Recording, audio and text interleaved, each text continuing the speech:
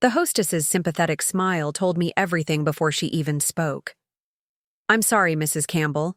There's no reservation under your name, and the party you're asking about specifically requested that we not seat anyone else with them tonight." Before we jump back in, tell us where you're tuning in from, and if this story touches you, make sure you're subscribed, because tomorrow I've saved something extra special for you. I stood frozen in the elegant entryway of Evergreen Heights, my dark blue dress suddenly feeling too tight around my chest. This had to be a mistake. Ryan had texted me the details himself. 7:30 p.m., family dinner, important announcement. Could you check again? Campbell. My husband Ryan should have included me in the reservation. The hostess glanced down at her tablet, scrolling through the evening's bookings with perfectly manicured nails. "I see a reservation for Campbell, party of 5, but..." She hesitated, lowering her voice. "There's a note here that says no. Additional guests are to be seated with them, regardless of who asks." My cheeks burned as I noticed other diners glancing my way. Through the restaurant's ambient lighting, I could see them, the Campbell family, already seated at their usual corner table by the windows overlooking Portland's glittering skyline. Ryan, his sister Vanessa, their parents Diana and Gregory, and Ryan's brother Mark. 5 people, a complete family unit, with no place for me. Ellie? What a surprise. I turned to find Vanessa standing behind me, her glass of wine half empty. Her designer dress probably cost more than my monthly car payment, and her expression held that familiar mixture of false concern and barely concealed satisfaction. "Vanessa," I managed to keep my voice steady. "There seems to be some confusion about tonight's dinner." "Oh?" She tilted her head, taking a sip of her wine. "No confusion, it's a family dinner." "I am family," I said, trying to ignore the growing knot in my stomach. "Ryan specifically told me..." "Did he?" Vanessa's eyebrows rose. "That's strange. Ryan was quite clear when we planned this that it would be just us Campbells tonight." She leaned closer, her voice dropping to a whisper. "We have important matters to discuss, Ellie. Family matters." Before I could respond, I caught sight of Ryan across the restaurant. Our eyes met, and for one terrible moment, I saw it. Guilt, flashing across his face before he quickly looked away, pretending he hadn't seen me at all. 6 years of marriage, and he couldn't even look me in the eye. "Vanessa, what's going on?" She sighed, as if dealing with a particularly dense child. "Look, this isn't personal. Well, actually, it is. Ryan has something he wants to share with us first before." She gestured vaguely at me. All the messiness. Messiness? The word hung between us, heavy with implication. "Don't make a scene, Ellie," Vanessa said, glancing around at the other patrons. "It's not becoming. Why don't you just go home and wait for Ryan to call you? I'm sure he'll explain everything later." Something in her tone, the barely concealed triumph, made everything click into place. The late nights at the office, the sudden business trips, the way Ryan had been sleeping in the guest room for the past 3 weeks, claiming he didn't want to disturb me with his insomnia. "He's going to announce that he's leaving me," I said, the words falling from my lips before I could stop them. "That's what this dinner is about, isn't it?" Vanessa's smile faltered just enough to confirm my suspicion. "It would really be better if you weren't here, Ellie." "Better for whom?" My voice was surprisingly calm, even as I felt my world tilting on its axis. "For everyone," she said, gesturing toward the door. "The car service can take you home." "You arranged a car service to remove me?" The humiliation burned hotter now, spreading across my chest and up my neck. "Be reasonable, Ellie. This is a delicate situation." I looked past her to the Campbell family table. Diana was watching us now, her eyes narrowed. Gregory was absorbed in the wine list. Mark was typing something on his phone. And Ryan was studiously avoiding looking in our direction at all, as if the pattern on his napkin required his complete attention. "Excuse me." A deep voice interrupted us. "Is there a problem here?" I turned to find a tall man in an impeccable suit looking between us with concern. His name tag identified him as Julian Werner, the restaurant manager. "No problem," Vanessa said quickly. "Mrs. Campbell was just leaving." "Actually," I said, surprising myself with how steady my voice remained, "I was hoping to speak with Jasmine. Is she in tonight?" Both Julian and Vanessa looked startled by this request. "Jasmine Rivera? The owner?" Julian asked. I nodded. "You know Jasmine?" Vanessa's voice held a note of disbelief. Before I could answer, Julian's professional demeanor shifted subtly. "Ms. Rivera is in her office. May I tell her who's asking for her?" "Ellie Matthews. She'll know who I am." Vanessa's face tightened at my use of my maiden name. Julian nodded and stepped away, leaving us in uncomfortable silence. "What are you doing?" Vanessa hissed. "You can't just name-drop your way into Ellie." A warm, delighted voice called out. "Dios mío, it's been too long." Jasmine Rivera appeared, resplendent in a crimson dress that complemented her dark curls. She embraced me tightly before holding me at arm's length to look me over. "You look stunning. Why didn't you tell me you were coming tonight?" "It was meant to be a surprise," I said, forcing a smile. "But it seems I'm the one who got surprised instead."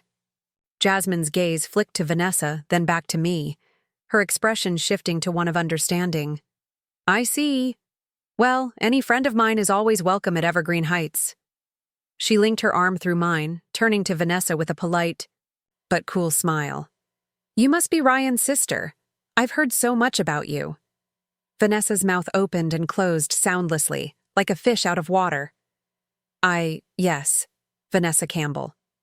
"Pleasure," Jasmine said dismissively before turning her attention back to me. "Will you be joining us for dinner, or shall we catch up over drinks in my private dining room?" I could feel Vanessa's eyes boring into my back as Jasmine led me away, but I didn't care.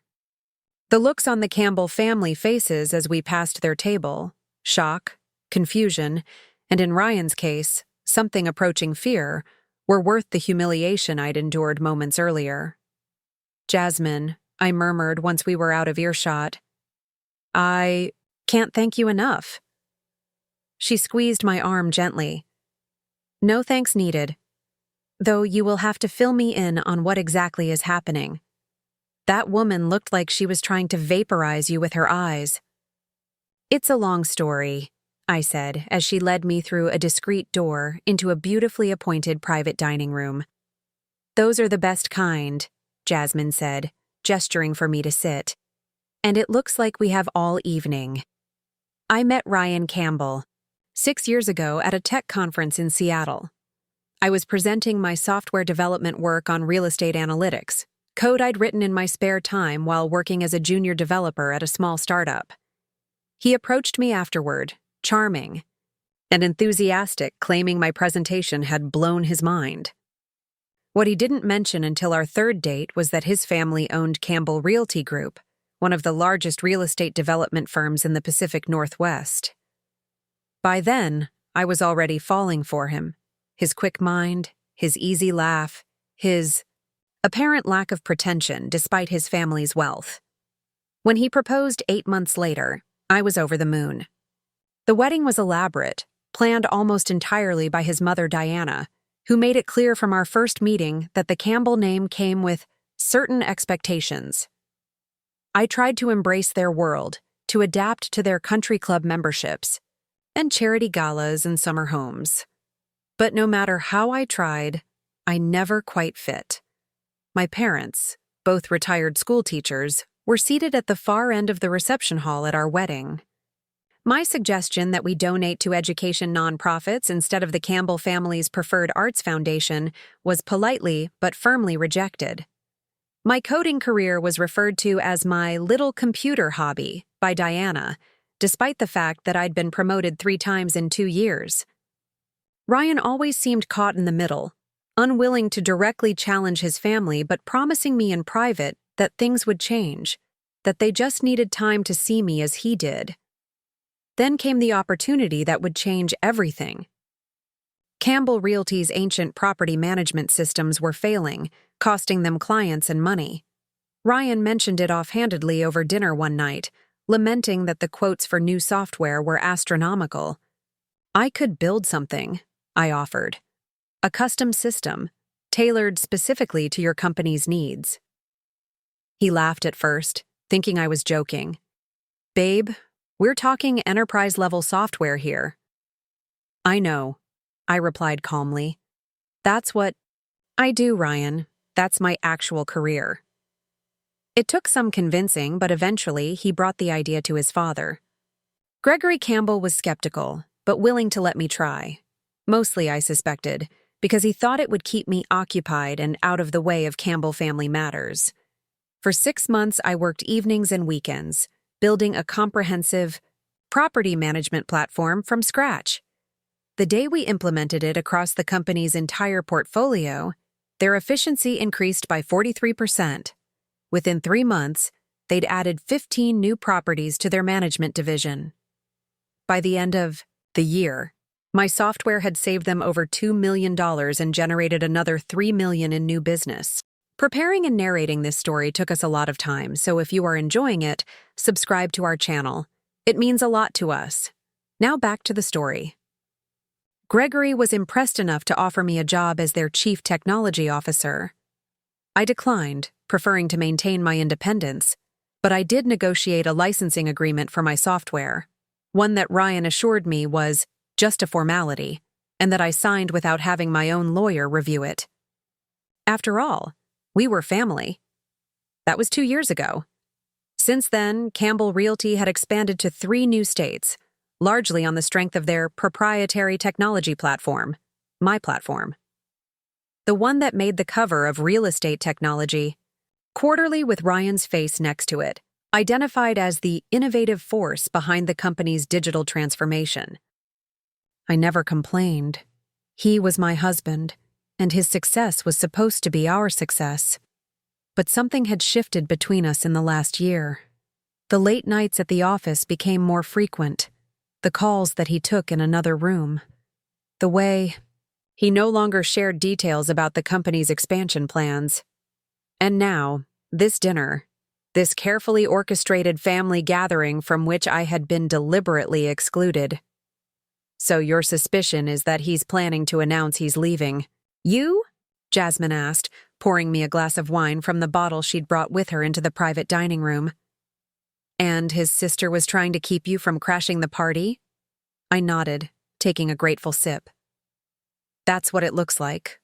Though, why Vanessa would take such pleasure in it, I don't know. She's always treated me like something unpleasant stuck to the bottom of her designer shoes. Some people just love drama and power plays, Jasmine said, settling into the chair across from me. But what I don't understand is why you're so calm about this.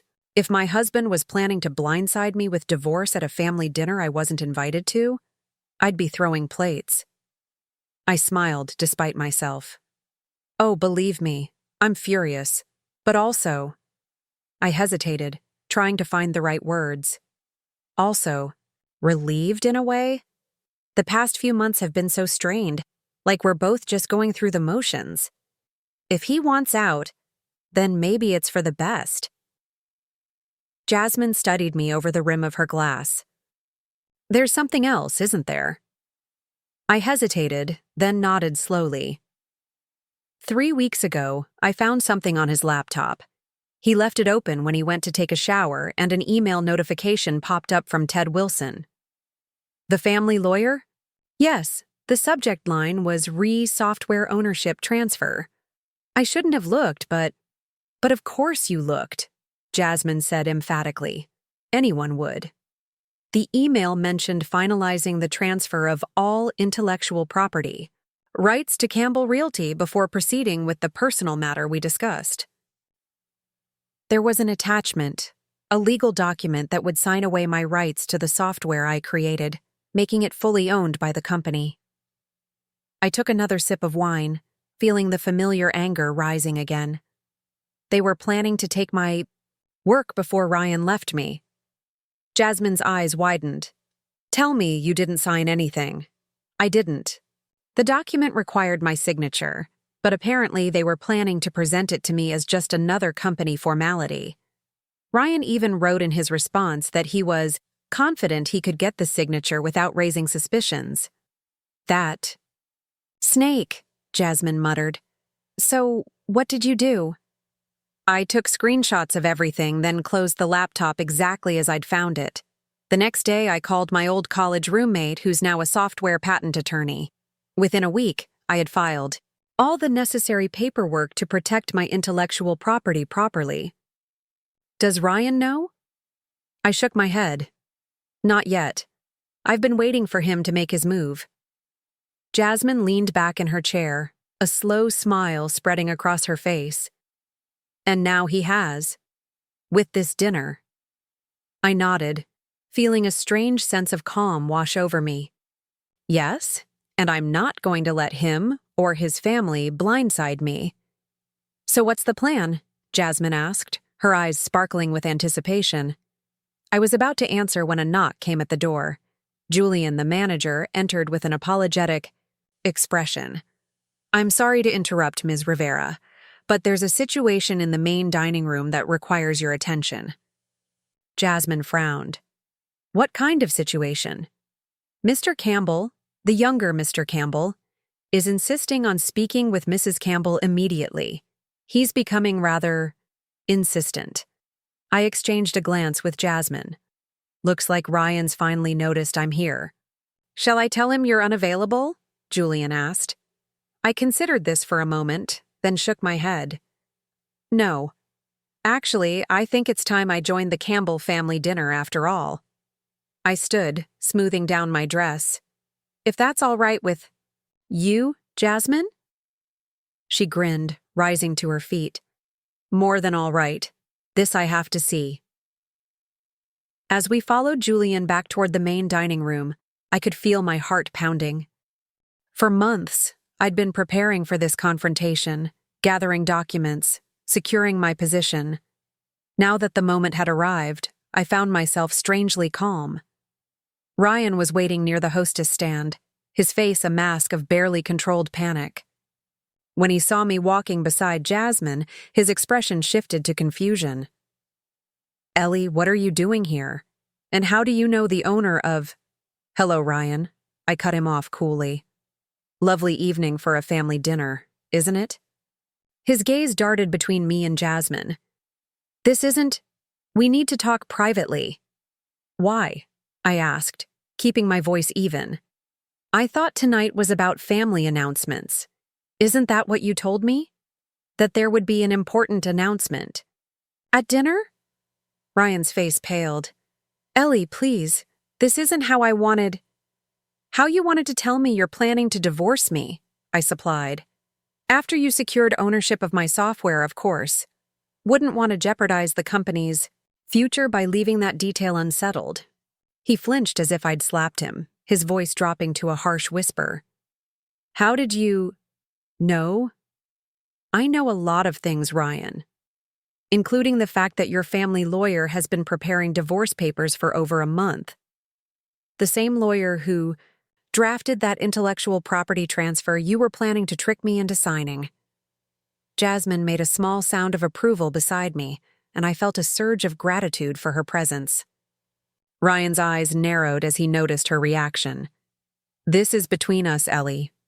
It doesn't concern— Actually, Jasmine interrupted smoothly, as Ellie's friend and the owner of this establishment, I'd say it very much concerns me when my guests are deliberately excluded and humiliated.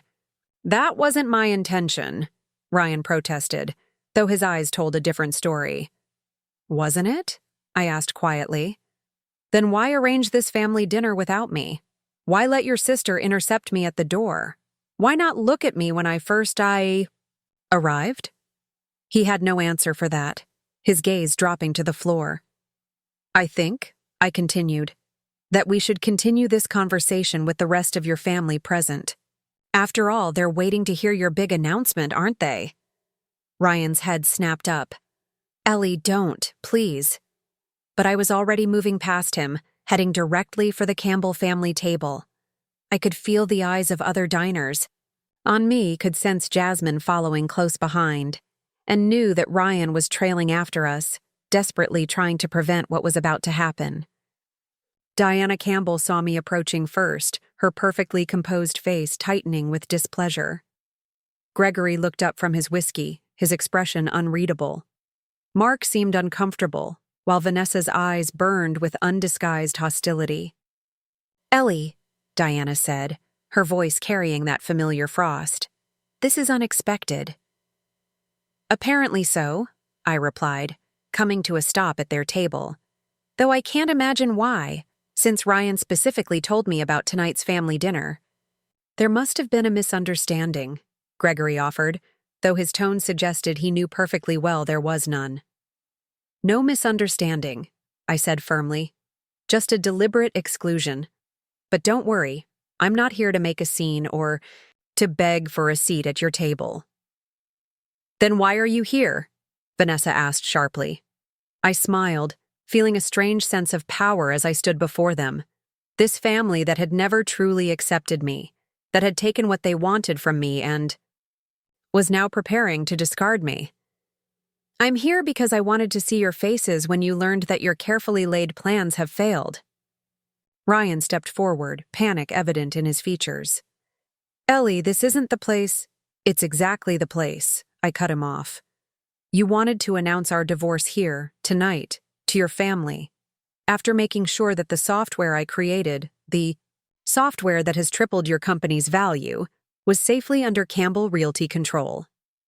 Diana's eyes widened slightly, the only indication that my words had landed with impact. Gregory sat up straighter, his attention now fully on me. What's she talking about, Ryan? He demanded. Ryan's face had gone ashen. Dad, this is complicated. It's really not, I interjected. Your son and your family lawyer have been planning to secure my intellectual property before Ryan files for divorce. Unfortunately for all of you, I discovered this plan weeks ago. I reached into my clutch and withdrew a folded document, placing it on the table in front of Gregory. This is a copy of the software patent filing I submitted 3 weeks ago, in my name only. The proprietary system that's been driving Campbell Realty's expansion for the past 2 years, it legally belongs to me, not to your company, not to your family, to me, Ellie Matthews. The stunned silence that followed was deeply satisfying. Diana's composure cracked, her face showing real shock for perhaps the first time since I'd known her. Gregory picked up the document with shaking hands, scanning its contents with growing dismay. This isn't possible, Vanessa finally sputtered. Ryan had you sign a licensing agreement, I finished for her, which gives Campbell Realty the right to use my software, under specific terms and conditions, terms that include immediate termination of the license if the company attempts to claim ownership fraudulently. I nodded toward the paper in Gregory's hands. As your lawyer can explain, attempting to force a transfer of intellectual property under false pretenses would certainly qualify. Ryan sank into an empty chair, his face in his hands. Ellie, you don't understand what you're doing. I understand perfectly, I replied calmly. I'm protecting what's mine, something I should have done from the beginning. Gregory looked up from the document, his business instincts finally overriding his shock. What do you want? Money? A larger settlement? I laughed, genuinely amused by how predictably his mind worked. I don't want your money, Gregory. If Ryan wants a divorce, he can have one. But my software, my creation, isn't part of the bargain. You can't just pull the system from under us, he growled. It would cripple operations across 5 states. I'm aware, I said evenly. That's why I'm prepared to offer a new licensing agreement, with proper legal representation on my side this time. Diana recovered enough to rejoin the conversation, her voice tight with barely controlled fury. You planned this, All of it. No, I corrected her. Your son planned this. I simply found out and protected myself. I glanced at Ryan, who still couldn't meet my eyes. After 6 years of marriage, I finally realized that no one else was going to. This is preposterous, Vanessa declared. You can't honestly expect us to believe that you, a basic coder from nowhere, managed to outmaneuver our entire family and legal team. Jasmine, who had been silently observing until now, stepped forward. Actually, Vanessa, Ellie isn't just a basic coder. Before she created the system that's made your family millions, she was already recognized as one of the most innovative developers in real estate tech. The fact that you don't know this about your own sister-in-law says everything about how your family has always underestimated her. And who exactly are you? Diana asked coolly. Jasmine Rivera, she replied with a slight bow. Owner of this establishment and Ellie's friend from our days at MIT, where she graduated top of our class, by the way. Mark, who had remained silent throughout the exchange, finally spoke up. MIT? You never mentioned that. None of you ever asked, I said simply. A heavy silence fell over the table. The Campbell family, so accustomed to being in control, to dictating terms, suddenly found themselves without leverage. It was Ryan who finally broke the silence, his voice barely above a whisper. What happens now? I looked at my husband, soon-to-be ex-husband, and felt a complex mixture of emotions. Anger at his betrayal, disappointment in his weakness, but also, unexpectedly, pity. Now, I said softly, I walk away. My attorney will contact Ted Wilson tomorrow regarding both the divorce and the new licensing terms for my software. And what if we refuse? Gregory challenged, though the fight had left his voice. Then Campbell Realty loses access to the system that's driving your business, and you scramble to replace it while your operations collapse. I shrugged. Your choice. Diana looked at me with new eyes, not with respect exactly, but with grudging recognition. You've thought of everything, haven't you? Not everything, I admitted. I never thought my husband would try to steal my work before leaving me. That was unexpected. I turned to Ryan, who finally met my gaze. I would have given you a fair settlement, you know, if you'd just been honest about wanting out. The pain and shame in his eyes gave me no satisfaction. I'm sorry, he whispered. I nodded once, acknowledging his apology without accepting it. Goodbye, Ryan. The rest can be handled through our lawyers. As I turned to leave, Vanessa called, after me. That's it? You drop this bomb and just walk away? I paused, glancing back at the family that had never truly welcomed me, that had taken my contributions for granted while treating me as an outsider. What else is there to say? You got what you wanted. I won't be part of your family anymore. The only difference is, I'm leaving on my terms, not yours. With that, I walked away from the Campbell table for the last time, Jasmine at my side. As we crossed the restaurant, heads turning to watch our departure, I felt a weight lifting. A weight I hadn't even realized I'd been carrying for 6 years. Outside in the cool Portland evening, Jasmine linked her arm through mine. That, she said with undisguised admiration, was the most satisfying thing I've witnessed in my entire restaurant career. And I once saw a food critic get hit in the face with a soufflé. I laughed, the sound surprising me with its lightness. Thank you for backing me up in there. Are you kidding? I should be thanking you for the entertainment.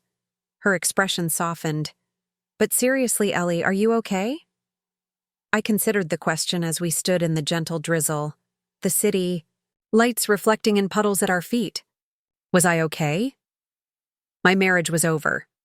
My relationship with the Campbell family, such as it was, had imploded spectacularly. The future I had planned was gone. And yet, you know what? I think I am okay, I said. realizing it was true. For the first time in years, I feel like myself again. Jasmine squeezed my arm. So what's next for Ellie Matthews, software genius and generally badass woman? I smiled, looking out at the city spread before us, full of possibilities I hadn't allowed myself to consider for too long. First, a drink somewhere that isn't owned by my ex-family, I said decisively. And then I build something new, something that's entirely mine. As we walked away from Evergreen Heights, I didn't look back. I didn't need to. Everything important, my dignity, my work, my future, was coming with me. The night air felt cleansing as Jasmine and I walked away from Evergreen Heights. Portland's. Spring drizzle created halos around the streetlights, and for the first time in months, I felt like I could breathe properly. "You know what I can't get over?" Jasmine said as we turned onto a quieter street. "The look on Vanessa's face when you pulled out that patent document. I thought her eyebrows were going to disappear into her hairline." I laughed, the sound unfamiliar to my own ears. I've never seen her speechless before. It was satisfying. "So, what's the real story with that software?" Jasmine asked, leading me toward a small, unassuming door nestled between two storefronts. A discreet brass plaque beside it read, "Ember. You never mentioned creating some revolutionary program when we caught up at Christmas." I shrugged. It didn't seem important at the time. Just another thing I was doing for the Campbell family, without recognition. Jasmine pressed her thumb to a small scanner beside the door, which clicked open to reveal a narrow staircase leading upward. "Well, it sounds pretty damn important now. Come on, this place is members only, but the owner owes me a favor." We climbed the stairs and emerged into a warm, intimate space with exposed brick walls, low lighting, and comfortable seating arranged in conversation-friendly clusters. A small bar staffed by a bow-tied bartender took up one wall, while the opposite featured floor-to-ceiling windows overlooking the city. "Nice," I murmured, taking in the atmosphere. "Very un-Campbell." Jasmine smiled knowingly. "Exactly why I brought you here. Now, drinks first, then you can fill me in on everything." 20 minutes later, settled into plush armchairs with cocktails in hand, I found myself explaining the details I'd left out at the restaurant. "The software started as a side project," I explained, swirling the ice in my glass. "Campbell Realty was using this archaic property management system from the early 2000s. It couldn't handle their growing portfolio, couldn't integrate with modern financial tools, and was basically held together with digital duct tape. And you offered to fix it. Ryan was complaining about it one night, how the quotes they were getting from software developers were outrageous, how his father was furious about the inefficiency. I told him I could build something better, and he laughed. The memory still stung, even now. He actually patted my head like I was a child with an adorable but impossible dream." Jasmine winced. "Charming." It took 3 more conversations before he finally mentioned it to Gregory, and even then, it was presented as a maybe my wife can help situation rather than my wife is a highly qualified software engineer who can solve this problem. "So, what did you create exactly?" I took a sip of my drink, gathering my thoughts. "It's an integrated property management platform that handles everything from tenant screening to maintenance requests to financial analytics. It uses machine learning to predict maintenance needs before they become emergencies, optimizes rental pricing based on market conditions, and automates about 70% of the tasks their property managers were doing manually." Jasmine's eyes widened. "That sounds extremely valuable." "It is. Before my software, Campbell Realty was managing about 200 properties with a staff of 40. Now they manage over 600 properties with the same staff, and their profit margins have increased by 38%. And let me guess, Ryan took all the credit." I nodded, a familiar bitterness rising. "He became the face of Campbell Realty's digital transformation, started giving interviews about his vision for the future of property management technology, while you got a pat on the head and a "thank you, dear" from Diana at the company Christmas party. I finished my drink in one swallow, welcoming the burn at the back of my throat. And a licensing agreement that I now realize was intentionally vague about ownership rights. Jasmine signaled the bartender for another round. "But you fixed that with the patent filing." "Yes, though I wish I'd done it sooner. When I found those emails on Ryan's computer, I realized I'd been naive. I thought we were partners, but to him, to all of them, I was just a resource to be used and discarded." Our fresh drinks arrived, and Jasmine raised hers in a toast. To waking up and taking control. I clinked my glass against hers, feeling a rush of gratitude for her unwavering support. It's not just about the software, you know. It's about all of it. The way the entire Campbell family treated me like an accessory rather than a person. Diana correcting my table manners at family dinners. Gregory interrupting me whenever I tried to contribute to conversations about business or politics. Vanessa deliberately excluding me from family traditions. "And Ryan letting it happen," Jasmine added softly. "Exactly." I sighed, leaning back in my chair. For years I told myself it would get better. That eventually they'd see me for who I really am. That Ryan would stand up for me. But he never did. Not once. Not when Diana forgot to include my parents in the wedding rehearsal dinner. Not when Vanessa made that comment about how surprising it was that I could afford my outfit at last year's charity gala. Not when Gregory introduced me as Ryan's wife to potential investors who were literally using my software. The realization hit me anew. How much I had tolerated, how long I had diminished myself to fit into their world. "You know what the worst part is?" I continued, the words flowing more freely now. I actually started to believe them, started to think that maybe I wasn't good enough, smart enough, polished enough to be a real Campbell. I stopped correcting people when they assumed I was just a housewife. Stopped mentioning my MIT background. Stopped being me. Jasmine reached across the table to squeeze my hand. "But you found yourself again." I nodded, feeling a strange mixture of grief and liberation. When I read those emails, when I saw in black and white how Ryan was planning to take credit for my work permanently before leaving me, something snapped. I realized I'd been living like a guest in my own life, always apologizing for taking up space. And now? Now I'm reclaiming my space. I raised my glass again, starting with my intellectual property and my self-respect. We sat in comfortable silence for a few moments, watching the city lights through the rain-streaked windows. My phone had been buzzing intermittently in my purse, but I had no interest in checking it. Whatever the Campbell family had to say could wait. "So what's the next step?" Jasmine finally asked. "Beyond the lawyer stuff, I mean." I considered the question. In the flurry of discovering Ryan's betrayal and preparing my countermoves, I hadn't really thought beyond tonight's confrontation. I need a place to stay, for starters. I can't go back to that house. "My guest apartment is yours for as long as you need it," Jasmine offered immediately. "It's above the restaurant, private entrance, fully furnished." "Are you sure? I don't want to impose." She waved away my concern. "Please. Having you there would be doing me a favor. The place sits empty most of the time and I worry about security." Relief washed over me.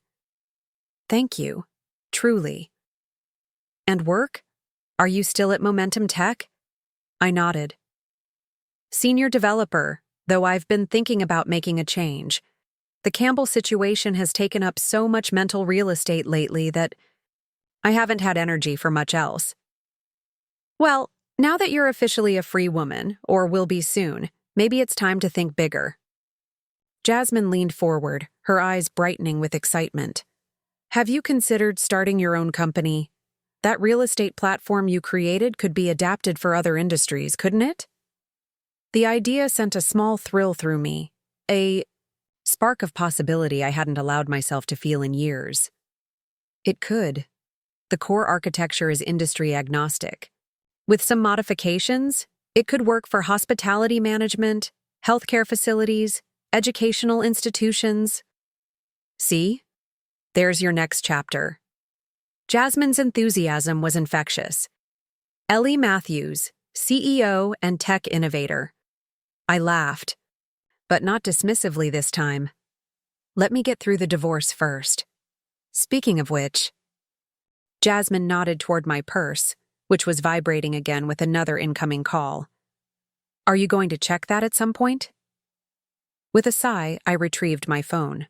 15 missed calls, 5 from Ryan, 4 from Vanessa, surprisingly, 3 from Diana, 2 from Mark, and 1 from Gregory himself, plus dozens of text messages that I couldn't bring myself to read yet.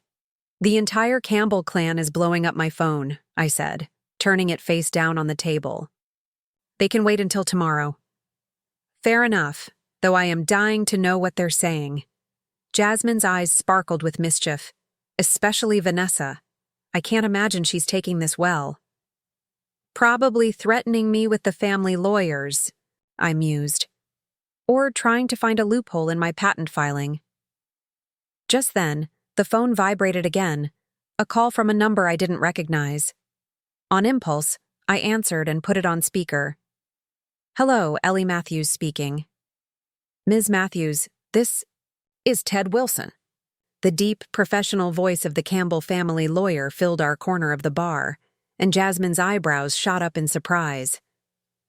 Mr. Wilson, what an unexpected pleasure. I kept my tone neutral, giving Jasmine a warning look to stay quiet. I understand there was an incident at Evergreen Heights this evening. Is that what we're calling it? An incident? I couldn't help the edge that crept into my voice. I would characterize it differently. Ted cleared his throat uncomfortably. Yes, well, regardless of terminology, I'm calling to request a meeting, tomorrow morning if possible, to discuss next steps regarding both your marital situation and the intellectual property matter. I noted how carefully he avoided mentioning the patent or the software directly, a lawyer to his core, avoiding any admissions even in a private conversation. I'll be speaking with my own attorney first thing tomorrow, I replied coolly. She'll contact you to arrange a meeting. There was a brief pause. Your attorney? Yes, Mr. Wilson. Did you think I would come alone to negotiate with the Campbell family lawyer? That would be rather unbalanced, wouldn't it? Another pause, longer this time. Of course, that's your prerogative. Is there anything else? Ted's voice took on a more conciliatory tone. Ms. Matthews, I want to be clear that my role here is to facilitate an amicable resolution. Neither the Campbell family nor I wish for this to become acrimonious. I couldn't suppress a short laugh. Mr. Wilson, your client attempted to fraudulently secure ownership of my intellectual property before blindsiding me with divorce papers. I think we're well past amicable. There may have been some miscommunication regarding the software ownership, he hedged. I assure you, if we can just sit down together. Miscommunication? Is that what we're calling premeditated intellectual property theft these days? I kept my voice level despite the anger bubbling beneath the surface. Let me be perfectly clear, Mr. Wilson. I have copies of emails between you and Ryan discussing how to trick me into signing away my rights before filing for divorce. There was no miscommunication. There was a deliberate plan to defraud me. Ted was silent for a moment. When he spoke again, his voice had lost its smooth, professional veneer. I would be very careful about making accusations of fraud, Ms. Matthews. And I would be very careful about attempting to intimidate someone who has documentary evidence of potentially unethical legal behavior, Mr. Wilson. I let that sink in before continuing. As I said, my lawyer will contact you tomorrow. Good night. I ended the call and looked up to find Jasmine staring at me with undisguised admiration. Holy shit, Ellie, she breathed. That was badass. I set the phone down, surprised to find my hand steady despite the adrenaline coursing through me. It's amazing what you can do when you stop caring what other people think of you. The Campbells must be in full panic mode if they've got their lawyer calling you directly on a Friday night. They're not used to things not going their way, I said, a small smile playing at my lips. Especially not when it's someone they've always underestimated who outmaneuvers them. Jasmine raised her glass again. To underestimation, the secret weapon of smart women everywhere. I clinked my glass against hers, feeling a surge of confidence I hadn't experienced in years. 5 hours ago, I was dreading this evening. Trying to figure out what to wear to impress Diana, rehearsing safe topics of conversation that wouldn't trigger one of Vanessa's sneers, mentally preparing for another night of Ryan avoiding eye contact with me whenever his family belittled my career. And now? Now I'm planning how to build my own company and leveraging my intellectual property into a multi-million-dollar licensing agreement. I shook my head, marveling at the shift. All because they pushed me too far. Sometimes rock bottom is actually solid ground to stand on, Jasmine mused. My phone buzzed with a text, and this time I glanced down at it. Ryan. Please come home. We need to talk. This isn't what you think. I showed Jasmine the message and she rolled her eyes. Classic. This isn't what you think. As if you didn't see the literal emails planning exactly what you think. I'm not even angry anymore. I realized, setting the phone aside again. Just disappointed and ready to move on. Well, step 1 in moving on is getting your things, Jasmine pointed out. Do you want me to go with you to pack up? Strength in numbers and all that. I considered this. The thought of returning to the house I'd shared with Ryan, walking through rooms we'd decorated together, seeing the life we'd built slowly dismantled, made my stomach tighten. But it had to be done, and sooner was better than later. Tomorrow, I decided. I'll go tomorrow morning while Ryan's at his Saturday tennis game with Gregory. Less chance of a confrontation. Smart, and in the meantime, Jasmine stood, extending her hand to me. Let me show you to your new temporary home. I think you'll find it a major upgrade from Campbell Manor. We left Ember and walked the few blocks back to Evergreen Heights in comfortable silence. The restaurant was still bustling with the late dinner crowd, but Jasmine led me around to a discreet side entrance that opened onto a stairwell. Private access, she explained, punching a code into the keypad. You won't have to go through the restaurant to come and go, though you're always welcome to, of course. The stairwell led up to a spacious loft apartment with exposed brick. Walls, hardwood floors, and large windows overlooking downtown Portland. Unlike the Campbell house with its stuffy traditional decor, all chosen by Diana, of course, Jasmine's guest apartment was modern, comfortable, and immediately welcoming. This is gorgeous, I breathed, taking in the open floor plan, the well-appointed kitchen, the cozy seating area arranged around a fireplace. Are you sure you don't mind me staying here? Positive. Make yourself at home. Jasmine moved around the space, turning on lamps and adjusting the thermostat. Bedroom and bath are through there. Kitchen's fully stocked. Wi-Fi password is on the fridge. Oh, and there's a home office nook in the corner if you need to work. I set my purse down on the kitchen island, a sense of unreality washing over me. 24 hours ago, I had been a Campbell wife, dutiful and diminished, bracing myself for another evening of subtle humiliation. Now I was. What? A soon-to-be divorced tech entrepreneur with a patent and a plan? It's a lot to process. Isn't it? Jasmine said softly, reading my expression. I nodded, suddenly exhausted. It's like I've been holding my breath for years, and now I can finally exhale. But I also feel scared, she suggested. Untethered, I corrected. Like I've been defining myself in relation to the Campbells for so long that I'm not entirely sure who Ellie Matthews is on her own anymore. Jasmine smiled. That's the exciting part. You get to rediscover her. And from what I saw tonight, she's pretty formidable. After Jasmine left, promising to check in on me in the morning, I found myself drawn to the windows. From this height, Portland spread out before me in a tapestry of lights and shadows, the rain creating a soft focus effect that made everything seem slightly dreamlike. Somewhere across town, in the West Hills mansion that had never really felt like home, the Campbell family was likely still in crisis mode.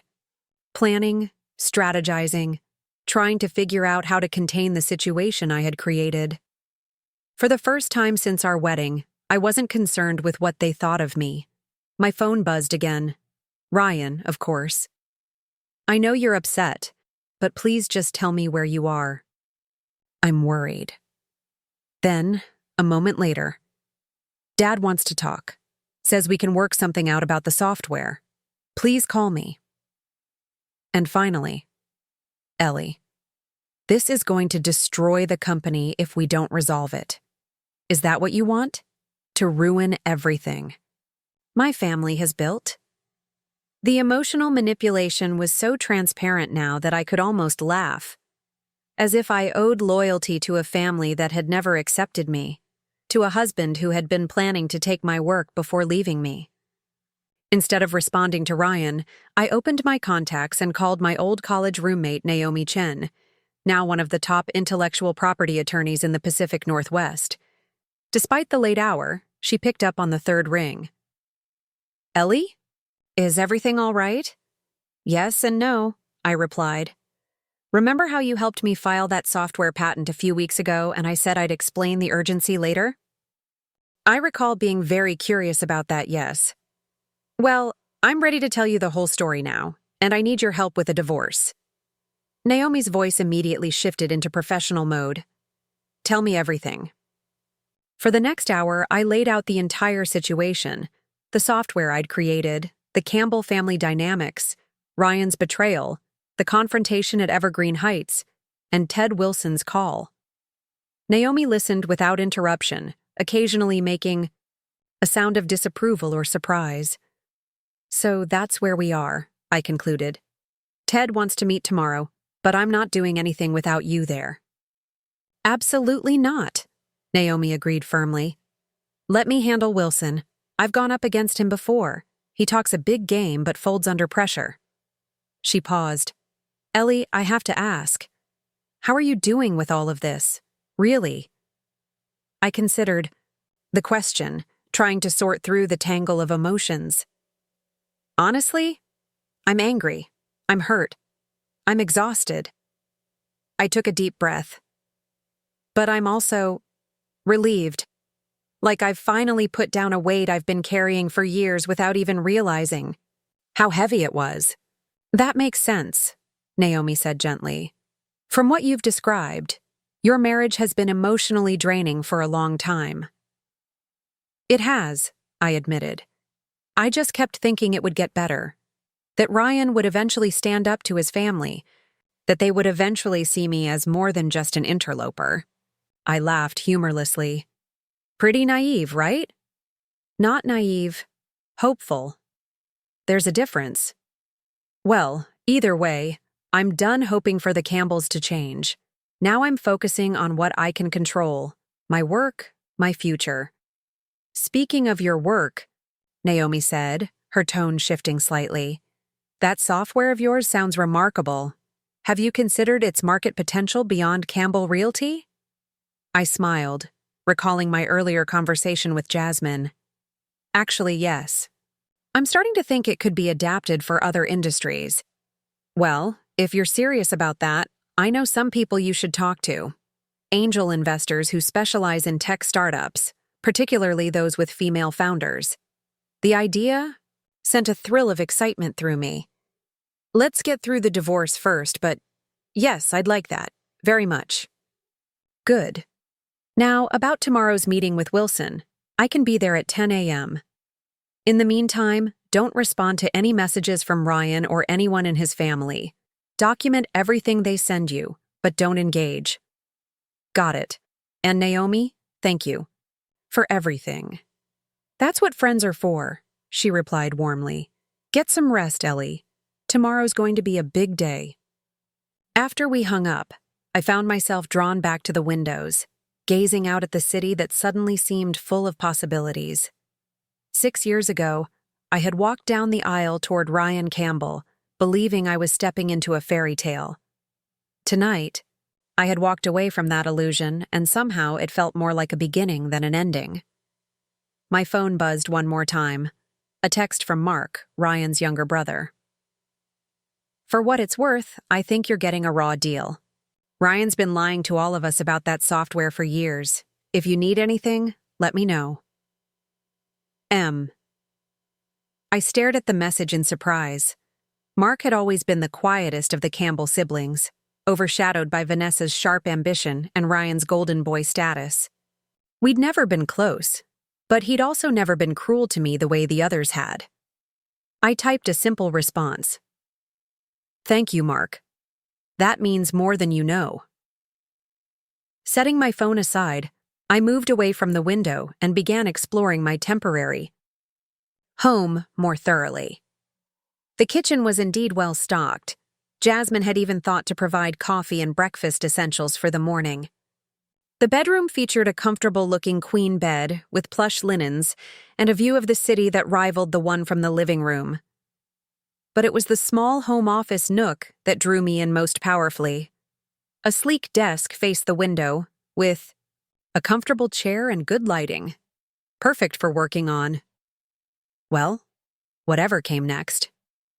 On impulse, I opened my laptop and navigated to the code repository where I kept the most recent version of my property management software. The familiar lines of code scrolled before me, elegant solutions to complex problems, systems I had, architected and built piece by piece over months of late nights and early mornings. This was mine. Not the Campbells, not Ryan's. Mine. And for the first time in years, so was I. The next morning dawned bright and clear, the spring rain having washed away overnight. I woke early, momentarily disoriented by the unfamiliar surroundings before memories of the previous evening came flooding back. Right. The confrontation at Evergreen Heights, the revelation of Ryan's betrayal, my escape to Jasmine's guest apartment. I checked my phone to find several more missed calls and texts from various Campbells, but nothing that required my immediate attention. Following Naomi's advice, I didn't respond to any of them. Instead, I showered, dressed in the same clothes from the night before. Mental note, shopping for essentials needed to be a priority today, and made myself a strong cup of coffee. By 8 a.m., I was feeling surprisingly centered given the circumstances. A text from Jasmine. Breakfast downstairs whenever you're ready. Chef's making his famous chilaquiles. My stomach growled in response. With one last glance at my phone, still, lighting up with the Campbell family's increasing desperation, I headed downstairs to face the first day of my new life. Jasmine was waiting in the restaurant's empty dining room, a spread of food already laid out on a table by the window. Sleep okay? She asked as I joined her. Better than I expected, I admitted, helping myself to the fragrant chilaquiles. Though it's going to take some getting used to, sleeping alone again. Wine helps, Jasmine suggested with a wink. So what's the game plan for today? I outlined my schedule between bites of the delicious breakfast. Meeting Naomi at 9:30 to prep for the encounter with Ted Wilson at 10. Then, assuming Ryan sticks to his usual Saturday routine, I'll head to the house around 11 to pack some essentials while he's at tennis with Gregory. Want me to come with you? For moral support or heavy lifting? I nodded gratefully. If you can spare the time, yes. I don't think Ryan would try anything, but having a witness never hurts, Jasmine finished. Plus, I'm dying to see the famous Campbell mansion. Is it as stuffy as I imagine? Stuffier, I assured her with a smile. Diana selected every piece of furniture, every paint color, every artwork. It looks like a museum dedicated to conventional taste. Sounds dreadful. Consider me your official backup and judgment provider. As we finished breakfast, my phone rang. Naomi. Good morning, I answered. I was just telling Jasmine about our plan for today. There's been a change of plans, Naomi said, her voice tight. Ted Wilson called me at home this morning. The Campbells want to meet at their house, not my office. I frowned. Their house? Why? Apparently, Gregory Campbell doesn't want to be seen visiting a lawyer's office right now. Bad optics, he says. That sounds like Gregory, I muttered. Always concerned with appearances. I told him we'd only agree if the meeting took place on neutral ground, Naomi continued. So we've settled on the Campbell Realty corporate offices downtown. 10:30. Is that wise? Meeting on their turf? Actually, I think it works in our favor, Naomi said, and I could hear the smile in her voice. They're rattled, Ellie. Gregory Campbell doesn't change meeting locations unless he's worried about something, and the fact that he's bringing the whole family tells me they're scrambling. The whole family will be there? That's what Wilson said. Gregory, Diana, Ryan, and even Vanessa, though I don't see what role she has in this. I caught Jasmine's eye across the table. So much. For my plan to grab my things while Ryan's playing tennis. We can push that to later, Jasmine suggested. The meeting might not take long if they're as desperate as they sound. I relayed this to Naomi, who agreed. I don't anticipate this being a lengthy meeting. My goal is to establish our position clearly and set the terms for moving forward. If they're reasonable, we can make progress quickly. And if they're not reasonable, I asked, already knowing the answer. Then we walk away and prepare for a more protracted battle, Naomi replied, matter-of-factly. But let's cross that bridge if we come to it. For now, meet me in the lobby of Campbell Realty at 10:15. Wear something that makes you feel powerful. After hanging up, I looked down at my outfit from the night before. Perfectly nice, but hardly power-dressing material. I need clothes, I said to Jasmine. Something that says I'm in control and not to be trifled with. Jasmine checked her watch. We have just enough time for a quick shopping trip before your meeting. I know exactly the place. 90 minutes later, I stood in the elevator of the Campbell Realty building, dressed in a perfectly tailored charcoal pantsuit, crisp white blouse, and subtle but expensive-looking accessories, all courtesy of Jasmine's favorite boutique, which had opened early for a fashion emergency. Naomi waited in the lobby as promised, her own power suit a deep navy, her expression confident and focused. You look ready for battle, she approved, giving me a quick hug. I feel ready, I replied, surprised to find it was true. Let's do this. As the elevator carried us up to the executive floor, I found myself thinking about all the times I'd visited this building before. Always as Ryan's wife, always slightly apologetic for taking up space in the Campbell domain. Today was different. Today I wasn't asking for a seat at their table, I was coming to claim what was mine. The elevator doors opened, and we stepped out into the lion's den. The Campbell Realty executive floor had always intimidated me with its polished marble floors, museum-quality artwork, and hushed atmosphere of wealth and power. Today, though, I felt different walking through these hallways. Not as Ryan's accessory, but as a force to be reckoned with. Naomi walked beside me, her presence steady and reassuring. Remember, she murmured as we approached the main conference room. You hold the leverage here. Don't let them make you forget that. I nodded, squaring my shoulders as the receptionist, who had always treated me with polite indifference on my previous visits, suddenly seemed unsure how to address me. Ms. Matthews, she stammered. They're waiting for you in the Cascade room. The fact that she knew to call me Matthews told me everything about how quickly news had spread. I thanked her with a polite smile and continued down the hallway, Naomi matching my stride.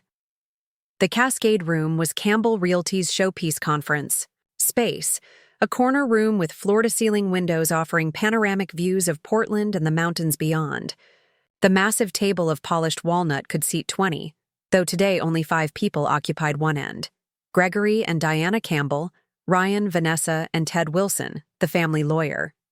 They all looked up as we entered, their expressions a study, in controlled tension. Gregory sat at the head of the table, as always, his silver hair immaculate, his expression inscrutable.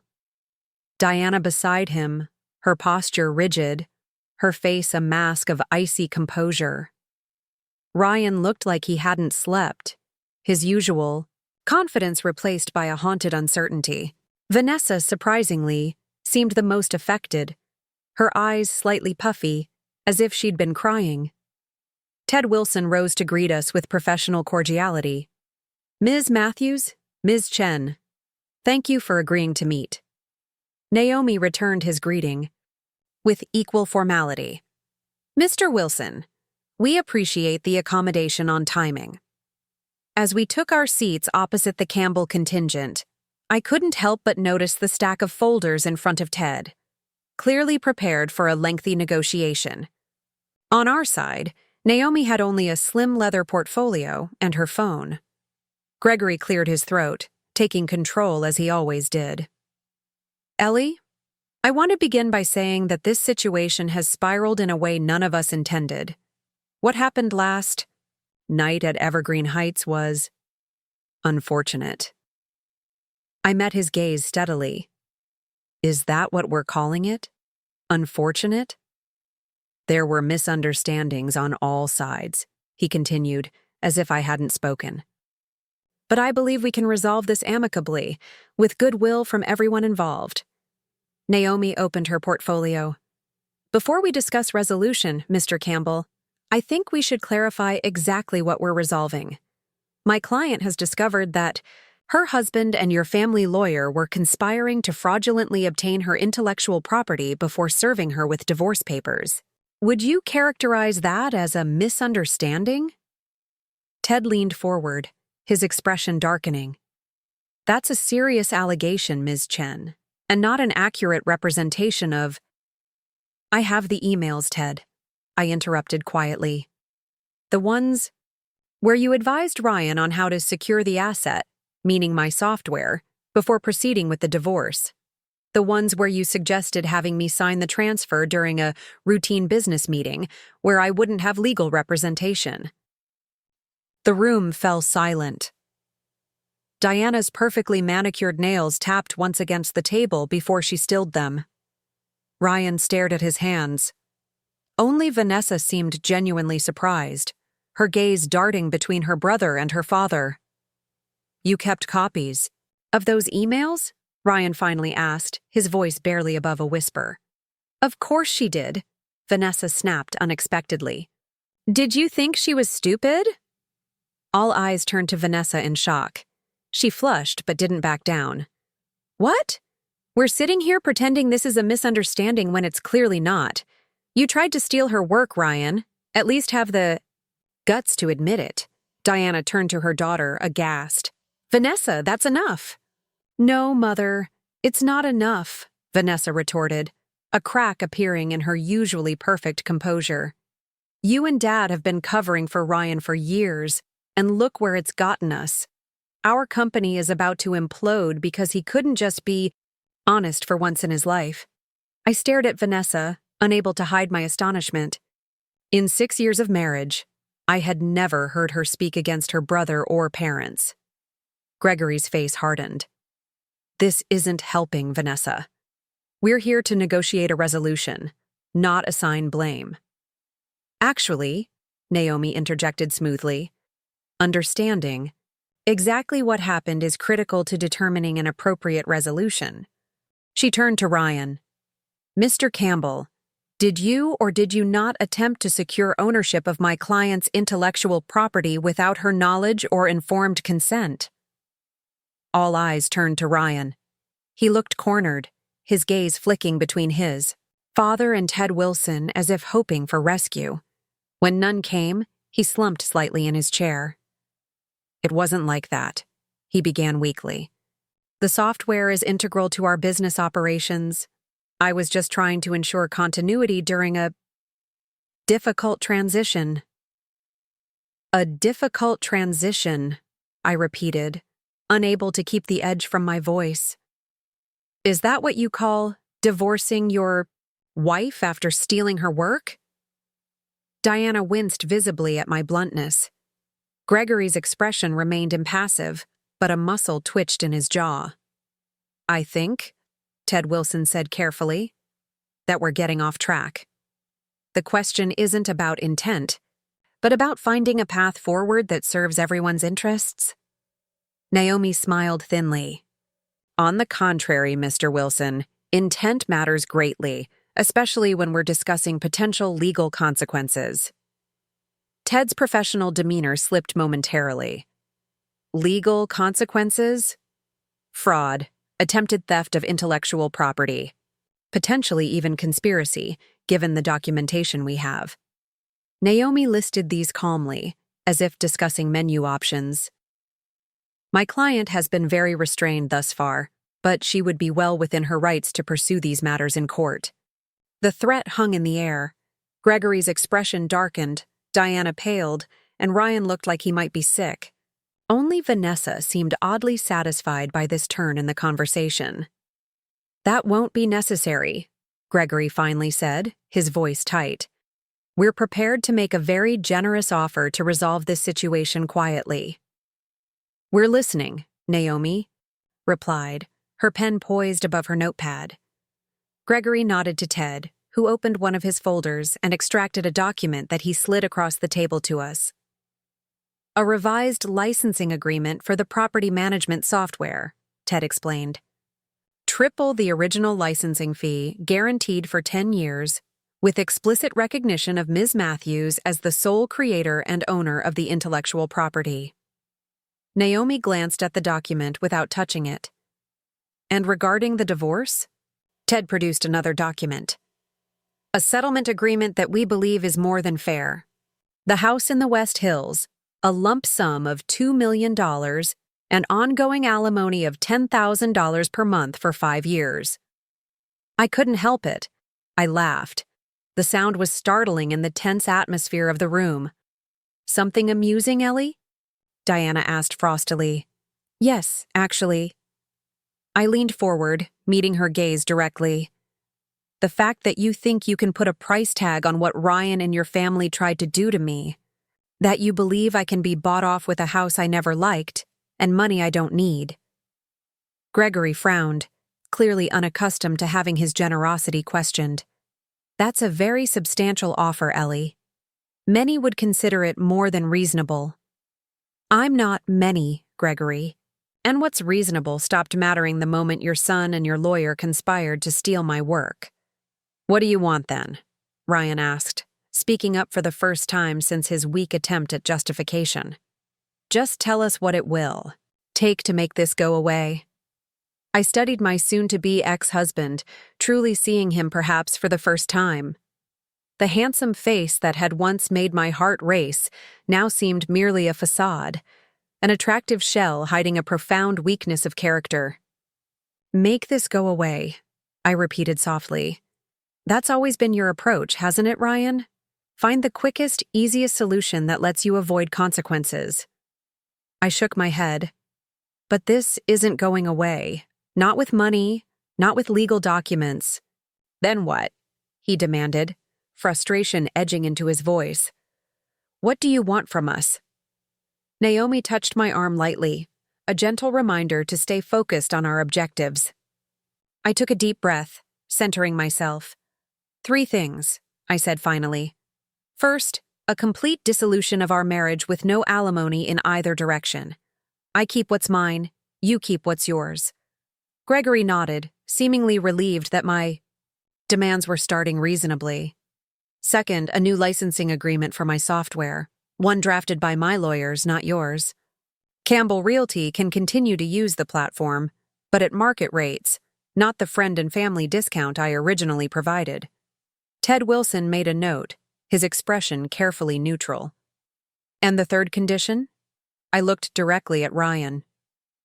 Public recognition of my work. A press release from Campbell Realty acknowledging that I created the software that transformed your business, not Ryan. And a correction to every article, interview, and press mention where Ryan took credit for my innovation. The room fell silent. This, I knew, was the demand they hadn't anticipated, the one that struck at the heart of the Campbell family pride. That's not practical, Gregory said after a moment. The negative publicity would what? I challenged.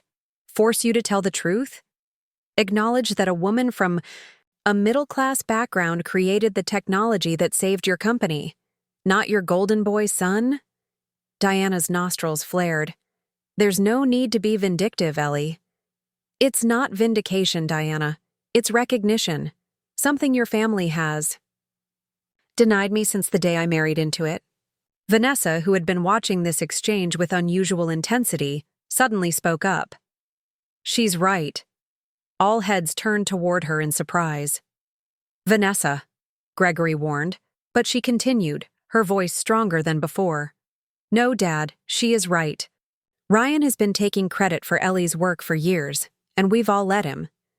We've all known the truth, but we chose the family narrative over honesty.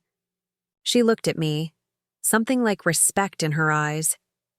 You deserve recognition for what you created. I stared at Vanessa, genuinely stunned by this unexpected alliance. Ryan looked betrayed, while Diana seemed simply bewildered by her daughter's defection. May I suggest, Naomi interjected smoothly, that we take a brief recess, perhaps 20 minutes for everyone to consider their positions? Ted Wilson seized on this diplomatic offer. An excellent idea. We could all use a moment to reflect. As the Campbell contingent filed out of the room, Gregory escorting Diana, whose rigid posture betrayed her agitation, followed by Ted Wilson and a dejected Ryan, Vanessa lingered behind. Can I talk to you? She asked me, an unfamiliar vulnerability in her voice. Alone? Naomi glanced at me questioningly. I nodded, curious despite myself. I'll get us some coffee, Naomi said tactfully, leaving Vanessa and me alone in the vast conference room. For a moment, neither of us spoke. The silence stretched between us, heavy with 6 years of mutual dislike and distrust. Why are you doing this? I finally asked, taking my side suddenly. Vanessa moved to the window, gazing out at the city below. I'm not taking your side. I'm taking the company's side. The company's? She turned back to face me, her expression more serious than I'd ever seen it. Campbell Realty has been my whole life, Ellie. Since I was a child, I've been groomed to be part of its future. I've worked here since I was 16, filing, answering phones, learning every aspect of the business. I nodded, vaguely aware of this history, but never having given it much thought. When Ryan joined the company after college, he was immediately made vice president of operations, she continued, a hint of old bitterness creeping into her tone. Despite having no experience, no particular talent for the work. Meanwhile, I had to fight for every promotion, every responsibility. Because you're a woman, I said, understanding dawning. Exactly. In my father's eyes, Ryan was always the heir apparent, the future of Campbell Realty, despite the fact that I was more committed, more capable. She shook her head. Then you came along with your software, and suddenly Ryan was a visionary tech leader, the innovative force driving our digital transformation. While you were still fighting for recognition, I guessed. Vanessa nodded, an unexpected vulnerability flashing across her features. When your software revolutionized our operations, I thought, finally, Dad would see that Ryan wasn't the business genius he believed. But instead, Ryan took credit for your work, and Dad believed him. They all did. For the first time, I saw Vanessa not as my nemesis, but as someone who had faced her own struggles within the Campbell family dynamics. So this isn't about supporting me, I clarified. It's about exposing Ryan. It's about truth, she corrected. And yes, part of me wants Ryan exposed for the fraud he is. But it's more than that. She hesitated, seeming to choose her words carefully. Our company is at a critical juncture. We're expanding into 3 new markets this year, with your software as the cornerstone of our strategy. If we lose access to that platform, or if there's a public legal battle over its ownership. Campbell Realty suffers, I finished for her. Exactly. And unlike my brother, I actually care about the company's future, not just my image within it. I studied her, trying to reconcile this pragmatic businesswoman with the snippy, judgmental sister-in-law I'd known for 6 years. Why did you always treat me like an outsider then? If you resented Ryan taking credit for my work, why not ally with me sooner? Vanessa had the grace to look slightly ashamed. That's complicated. Part of it was family loyalty, I suppose. And part of it, she sighed. Part of it was that you reminded me of what I was fighting against. A talented woman being overlooked and undervalued by the Campbell men. So you took it out on me instead of standing up to them, I observed. I'm not proud of it, she admitted. But I'm trying to do the right thing now. I considered her words, searching for hidden motivations or traps, but Vanessa's expression was more open, more genuine than I'd ever seen it. What exactly are you proposing? I asked finally. A compromise. You get full credit for the software, a press release, corrections to past interviews, everything.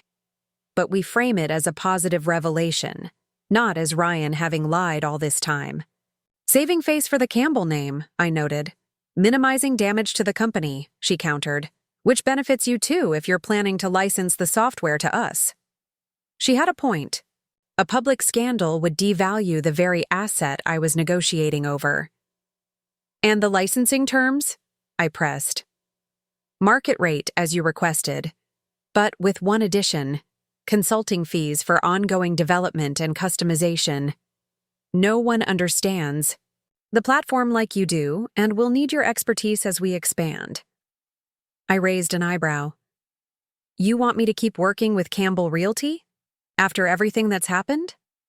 Not with Ryan, she clarified quickly. With me. I'm proposing a reorganization of our technology division, with myself as the new head. You would work directly with me on your terms as an external consultant. Well paid, I might add. The proposal was unexpected, but not unreasonable. From a purely business perspective, it made sense.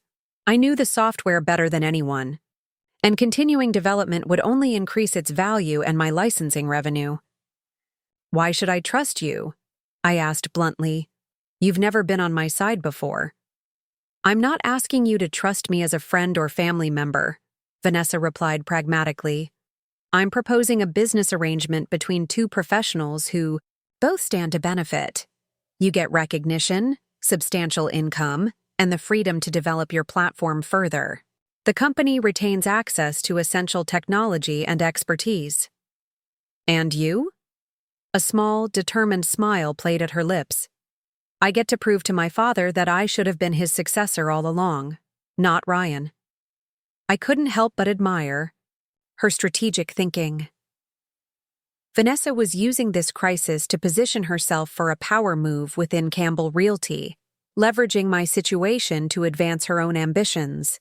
It was calculating, certainly, but also impressively shrewd. I'll consider it, I said finally. But I need to discuss it with my lawyer first. Vanessa nodded, seeming to have expected nothing less. Of course, just think about it. This could be a solution that gives everyone something they want. Everyone except Ryan, I thought, but didn't say. As if reading my mind, Vanessa added softly, He really did love you, you know. In his way. His way wasn't enough, I replied simply. No, she agreed. surprising me again. It wouldn't have been enough for me either. With that, she turned and left the conference room, leaving me alone with my thoughts and a startling new perspective on the Campbell family dynamics. When Naomi returned with coffee, I quickly outlined Vanessa's proposal. Interesting, she mused, stirring cream into her cup. Very interesting. She's using you to stage a coup against her brother. While offering me a deal that actually addresses my demands, I pointed out. The question is, can I trust her to deliver? She's still a Campbell after all. Trust, but verify, Naomi advised. If we go this route, we'll build ironclad agreements with specific performance requirements and penalties for non-compliance. But honestly, Ellie, I think she's serious. This is a power play, yes, but one that recognizes your value in a way the rest of the family never has. I sipped my coffee, considering. What about my third demand? Public recognition? That's actually the easiest part to enforce, Naomi assured me.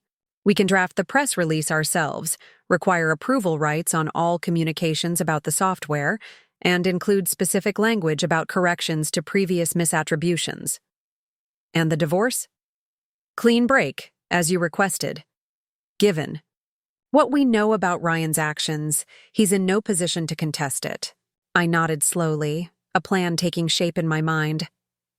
Then let's counteroffer. I want everything Vanessa suggested, plus one addition, a seat on the Campbell Realty Board of Directors. Naomi's eyebrows shot up. Bold move. They won't like that. Probably not, I agreed, but it ensures I have ongoing visibility into how my technology is being used and gives me a voice in the company's direction. Plus, it's the kind of public acknowledgement that can't be quietly walked back later. A slow smile spread across Naomi's face. I like it.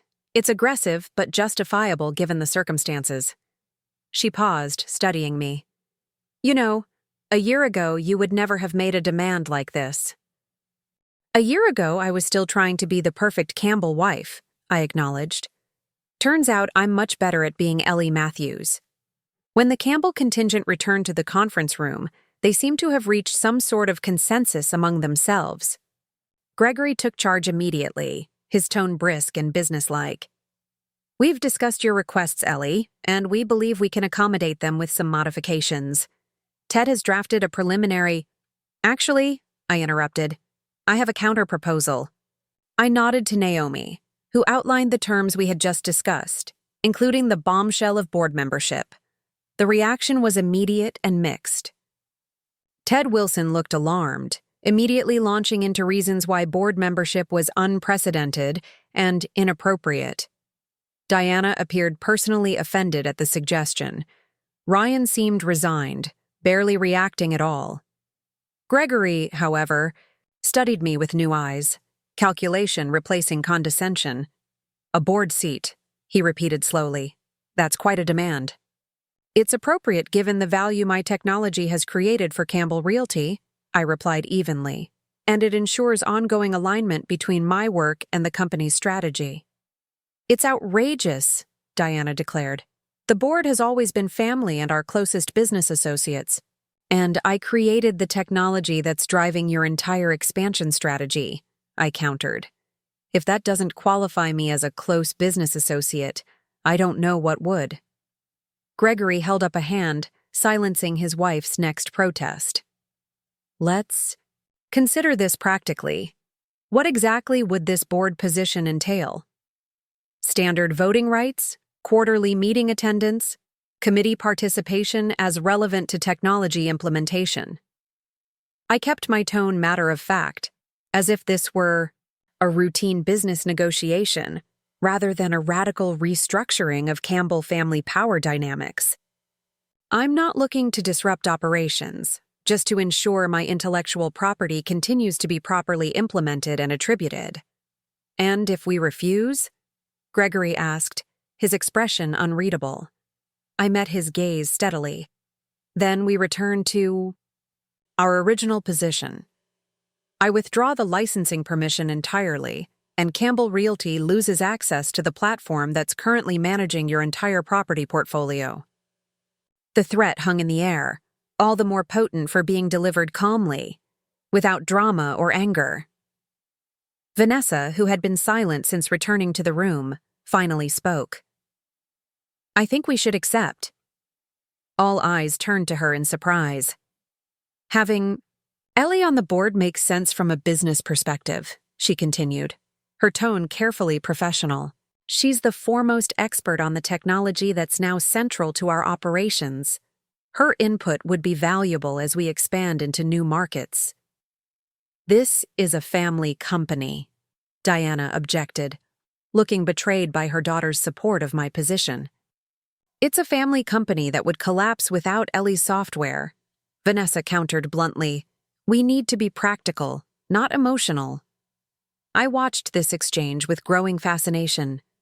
The Campbell family dynamics were shifting before my eyes, fault lines that had probably existed for years suddenly cracking open under pressure. Gregory seemed to sense it too, his shrewd gaze moving between his wife, his daughter, and his son, who remained conspicuously silent during this entire exchange. "Ryan," Gregory said finally, "you've been quiet. What's your position on this?" Ryan looked up, startled to be directly addressed. He glanced at me, then quickly away. I think Ellie deserves recognition for her work, and a board seat would guarantee that."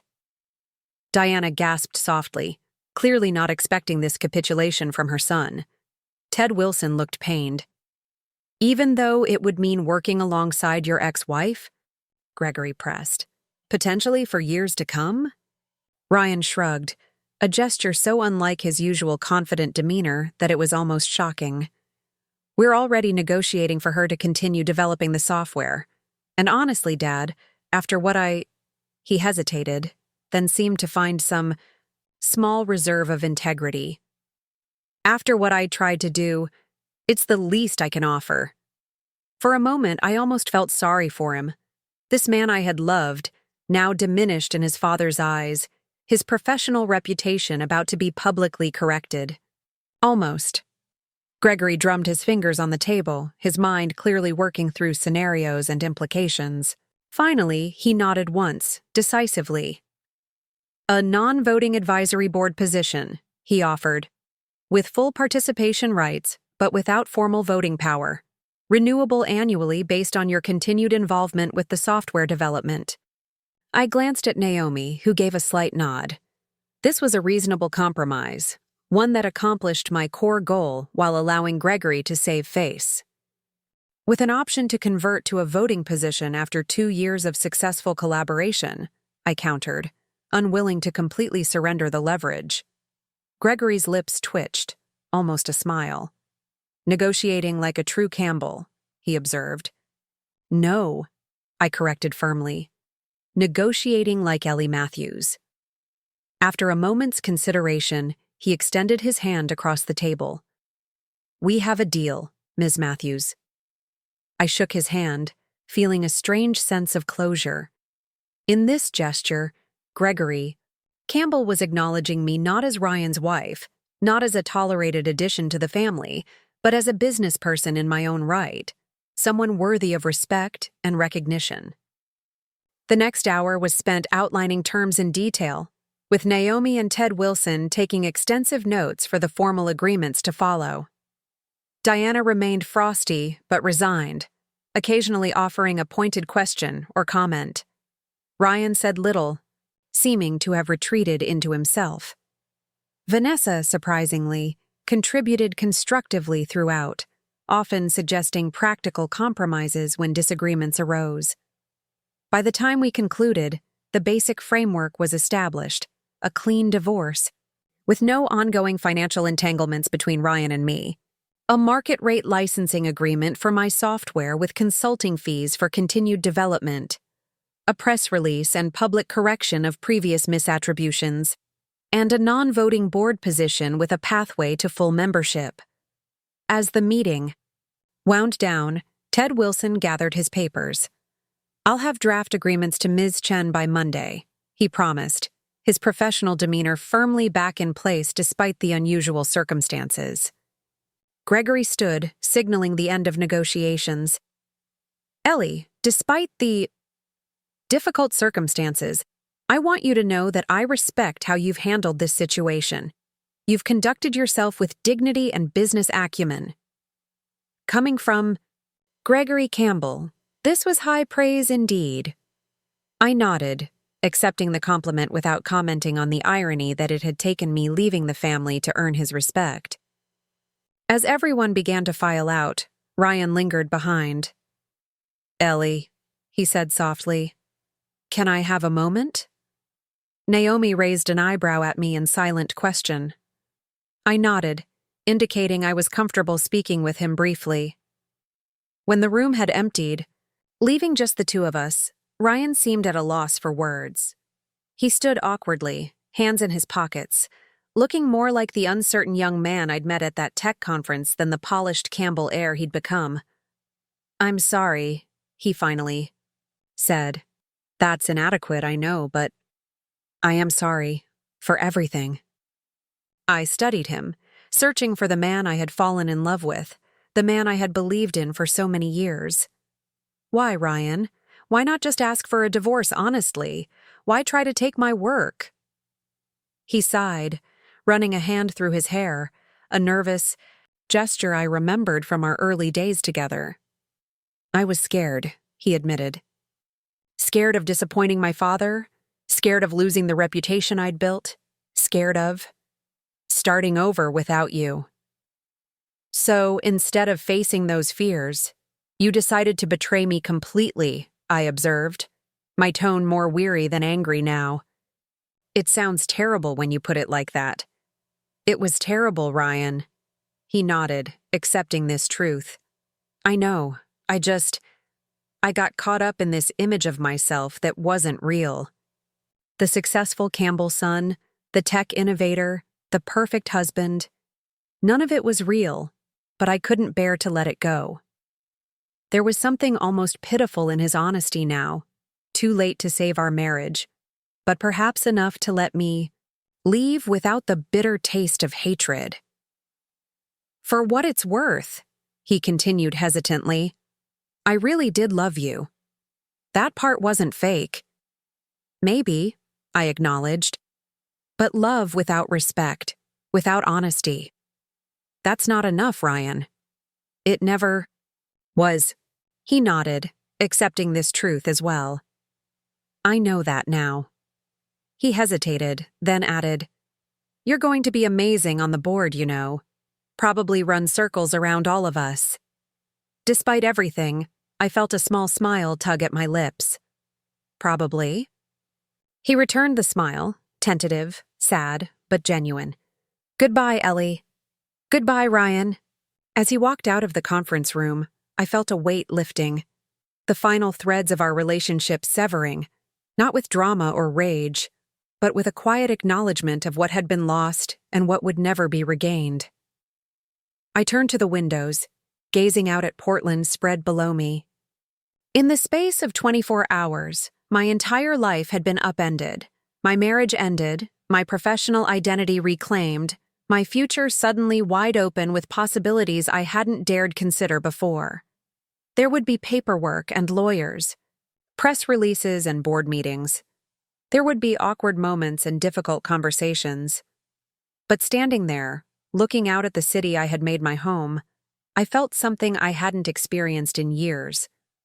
The exhilarating freedom of being exactly who I was meant to be, Ellie Matthews on her own terms at last. When Naomi returned a few minutes later, she found me still at the window, a smile playing at my lips. "You okay?" she asked, concern in her voice. "Better than okay," I replied, turning to face her. "I think I'm finally free." The spring sunlight streamed through the windows of Jasmine's guest apartment as I poured myself another cup of coffee. 3 days had passed since the negotiation at Campbell Realty, and my life had taken on a surreal quality, as if I were living in a parallel universe where everything looked the same but operated by entirely different rules. "So they actually agreed to everything?" Jasmine asked, perched on a bar stool at the kitchen island. She'd come up to check on me and ended up staying for breakfast, fascinated by the details of my unexpected victory. Almost everything, I clarified, sliding a plate of fresh fruit toward her. Advisory board position with a path to voting rights after 2 years, public recognition for my software, market rate licensing fees plus consulting, and a clean divorce with no lingering financial ties. Jasmine whistled low. From family. Outcast to board member in 1 weekend. That's quite a reversal. It doesn't feel real yet, I admitted, leaning against the counter. I keep waiting for Gregory to call and say he's changed his mind, or for some loophole to appear in the agreements. Have you heard from Ryan? I shook my head. Not since our conversation after the meeting. I think he's lying low, probably licking his wounds. And Vanessa? Still your unexpected ally? A small smile crossed my lips. Actually, yes. She sent over some internal documents about the company's expansion plans, background for my first advisory session next week. Very professional, very thorough. Huh. Jasmine looked thoughtful. People really can surprise you. Sometimes, I agreed, though I remained cautious about Vanessa's apparent transformation. One crisis-driven alliance didn't erase 6 years of hostility. My phone chimed with an incoming email. I glanced at it and straightened. It's from Ted Wilson. Draft agreements attached. Jasmine leaned forward eagerly. Open it. Let's see. If they're trying to slip in any sneaky clauses. I opened the attachments, scanning quickly through the legal language. Despite my lingering distrust, everything seemed to match what we had negotiated. The divorce agreement was straightforward, the licensing terms robust, and the board position clearly defined with the pathway to voting rights explicitly outlined. Looks legitimate, I said, surprised despite myself. Send it to Naomi right away, Jasmine advised. Let her do the fine-tooth comb review before you get too comfortable. I forwarded the documents immediately, then set my phone down with a sigh. You know what's strange? After fighting so hard for all of this, I'm not entirely sure what to do next. Jasmine looked at me curiously. What do you mean? You've got the board position, the software recognition, your freedom from the Campbell family drama? Exactly. For 6 years, so much of my identity was wrapped up in being Ryan's wife, in trying to fit into the Campbell world. Even my resistance to them defined me in some way. I traced the rim of my coffee cup absently. Now I'm just me, and I'm not entirely sure who that is anymore. That's the most exciting part, Jasmine said, her eyes bright with enthusiasm. You get to rediscover yourself, rebuild your life on your own terms. My phone rang, interrupting our conversation. Naomi's name flashed on the screen. That was fast, I commented, answering the call. I just forwarded you the documents. I haven't looked at them yet, Naomi replied, her tone uncharacteristically tense. Ellie, have you seen the morning business news? No, why? Campbell. Realty just announced a major reorganization. Gregory Campbell is stepping down as CEO, effective immediately. I nearly dropped my phone. What? Who's taking over? That's where it gets interesting. Not Ryan, as everyone expected. Vanessa Campbell has been named interim CEO, with the board set to confirm her permanent appointment next month. Jasmine, seeing my expression, mouthed, "What's happening?" I put the phone on speaker so she could hear. There's more, Naomi continued. The press release specifically mentions the company's commitment to technological innovation, with a special acknowledgement of your software platform as the cornerstone of Campbell Realty's market expansion strategy. It names you directly as the creator and notes your new advisory role on the board. I sat down heavily on a bar stool. They're moving faster than we agreed. The announcement about my role wasn't supposed to happen until after the agreements were signed. Exactly. Something's accelerated their timeline. Naomi sounded thoughtful. This feels like Vanessa consolidating power quickly, using your situation as leverage against Ryan. But why would Gregory step down so suddenly? I wondered aloud. That's unclear from the announcement. It cites personal reasons and a desire to focus on strategic advisory roles, but the timing is suspicious. Jasmine, who had been listening intently, suddenly snapped her fingers. Check social media. If something bigger is happening, it'll be there before the official news. I pulled up Twitter on my phone while Naomi stayed on the line. It took only seconds to find what we were looking for. The hashtag, Campbell scandal, was trending locally. "Oh!" I breathed, scrolling through posts. "Oh, wow!" "What is it?" Naomi asked urgently. "Someone leaked emails. Internal Campbell Realty Communications." I continued reading, my heart racing. Not just the ones about my software. There are emails about Gregory and Ryan systematically inflating property valuations to secure larger loans, backdating documents to avoid regulatory scrutiny, even discussions about bribing building inspectors. "That would explain the sudden leadership change," Naomi said grimly. "They're trying to get ahead of a potential legal firestorm."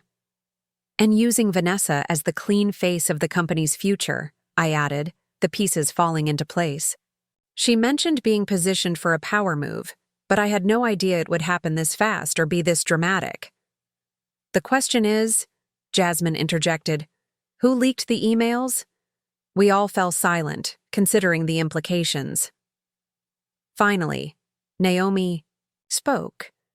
"Ellie, this changes things.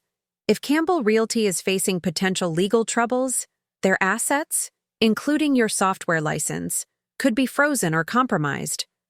"What should I do?" I asked, my mind racing. "First, don't sign anything yet. I'll review these agreements with this new information in mind." Naomi's voice turned cautious. "And Ellie? Be careful. This situation just got much more complicated." After hanging up, I sat in stunned silence, trying to process this unexpected turn of events. Jasmine watched me with concern. "You okay?" "I think so," I replied slowly. "Just processing. Yesterday I was negotiating for professional recognition. Today I'm potentially entangled in a corporate scandal." "You don't think they'll try to implicate you somehow, do you?" Jasmine asked worriedly. I shook my head. I never had access to their financial operations or regulatory filings. My software managed properties, not corporate accounting. I paused, considering. Though I suppose someone desperate enough might try to claim the software was somehow involved in the valuation inflation. "All the more reason to tread carefully," Jasmine advised. "Maybe lie low for a few days while this plays out?" But even as she suggested it, my phone lit up with an incoming call from a number I didn't recognize. Against my better judgment, I answered. "Ellie Matthews." "Ms. Matthews, this is Jessica Winters from the Portland Business Journal. We're covering the breaking Campbell Realty story and would love to get your comment, given your newly announced role with the company and your connection to the software platform at the center of their operations." I froze, momentarily at a loss for words. "I'm sorry, but I have no comment at this time. Sources tell us you're Ryan Campbell's wife, but were recently excluded from a family dinner where divorce plans were to be discussed. Is this connected to the current leadership shakeup?" My heart pounded. How did they know about the dinner? As I said, I have no comment. Please respect my privacy. I ended the call quickly, only for the phone to immediately ring again, another unfamiliar number. I declined it, but notifications of voicemails and text messages from various media outlets began flooding in. "How did they get my number?" I asked, bewildered. Jasmine's expression darkened. "Someone gave it to them. Someone who wants to make sure you're pulled into this story." "Ryan," I suggested. "Or Diana," Jasmine countered. She never struck me as the type to go down without taking others with her. My phone continued its relentless buzzing.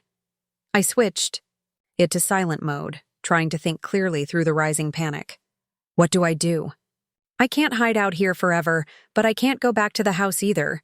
It'll be swarming with reporters if they've connected me to Ryan. First, breathe, Jasmine instructed calmly. Second, call Naomi back.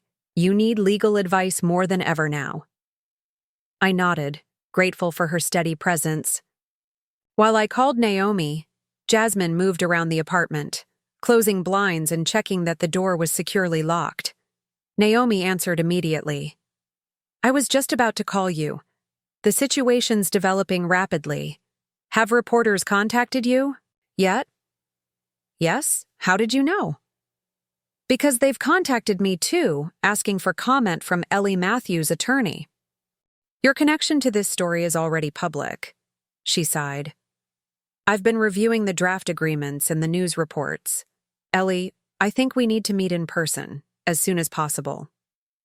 I'm at Jasmine's guest apartment above Evergreen Heights, I told her. But I'm worried about being seen coming and going now that reporters are sniffing around. I'll come to you, Naomi decided. The restaurant has a back entrance, I assume. Yes, I'll have Jasmine meet you there. After arranging the details, I hung up and sank onto the couch, my mind whirling. In the span of an hour, my careful negotiations with the Campbell family had been completely overshadowed by revelations of potentially criminal business practices. My victory had morphed into a potential liability. Naomi's on her way, I told Jasmine. She thinks we need to rethink our strategy completely. Smart woman, Jasmine approved. In the meantime, let me get you something stronger than coffee. I think this qualifies as a legitimate reason for day drinking. She disappeared downstairs, returning 15 minutes later with a bottle of expensive whiskey and 2 glasses. Medicinal purposes, she explained with a wry smile.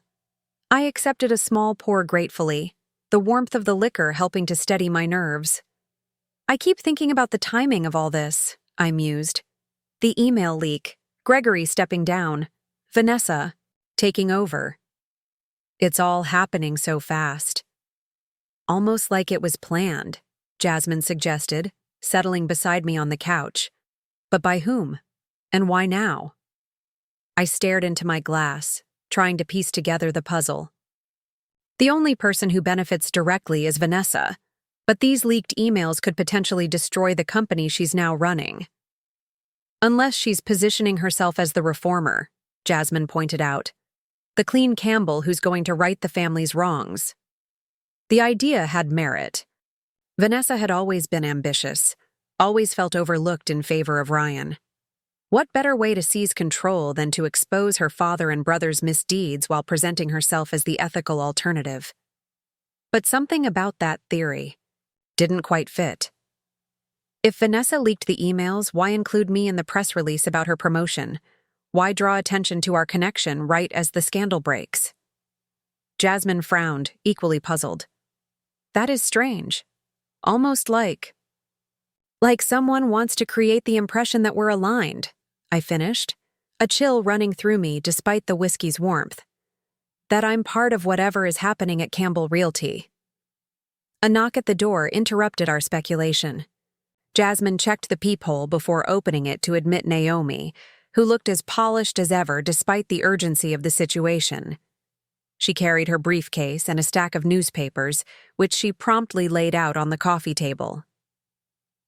You've made the front page, she announced without preamble, pointing to the headline of the Oregonian, Campbell Realty Shakeup, Family Drama and Financial Questions. Below it was a photo of the Campbell Realty building, with smaller inset photos of Gregory, Ryan, Vanessa, and, to my dismay, me. Where did they even get my picture? I asked, horrified. Your company website, probably, Naomi suggested. Or social media. It doesn't matter. What matters is that you're being publicly linked to this situation in a way that could be problematic. She pulled out her tablet and opened a document. I've been reviewing the draft agreements Ted Wilson sent over. On the surface, they match what we negotiated. But in light of these new revelations, there are concerning implications. Such as, I prompted, the board position for one. If Campbell Realty comes under investigation for financial improprieties, every board member, even a non-voting advisory one, Could be subject to questioning, depositions, maybe even legal liability. My stomach dropped, but I had nothing to do with their financial practices. I know that, but proving it could become a major distraction and expense. Naomi flipped through more pages on her tablet. And then there's the software licensing agreement. It's structured as a percentage of Campbell Realty's property management revenue.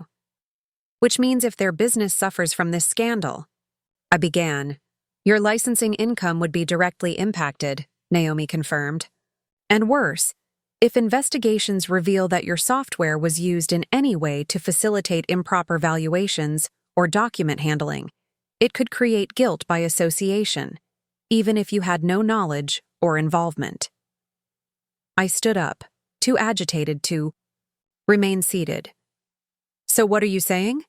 That I should walk away from everything we negotiated? Just let them keep using my software without recognition or compensation? Not at all, Naomi said firmly. I'm saying we need to restructure our approach entirely. Instead of tying your future to Campbell Realty, we need to separate you from them as cleanly as possible while still protecting your intellectual property rights. Jasmine, who had been listening intently, spoke up. Could she revoke their license completely? Force them to stop using her? Software? Naomi shook her head. Not without a protracted legal battle. And given the current situation, Campbell Realty might argue that suddenly pulling their property management system would constitute business sabotage. So I'm trapped, I said flatly. Damned if I stay connected to them, damned if I try to break free. Not trapped, Naomi corrected. Just facing a more complex challenge than we anticipated. She pulled out a legal pad and pen. Let's think strategically. What's your ideal outcome here, Ellie? I paced the length of the apartment, organizing my thoughts. I want recognition for my work. I want fair compensation for the use of my software. I want a clean divorce from Ryan.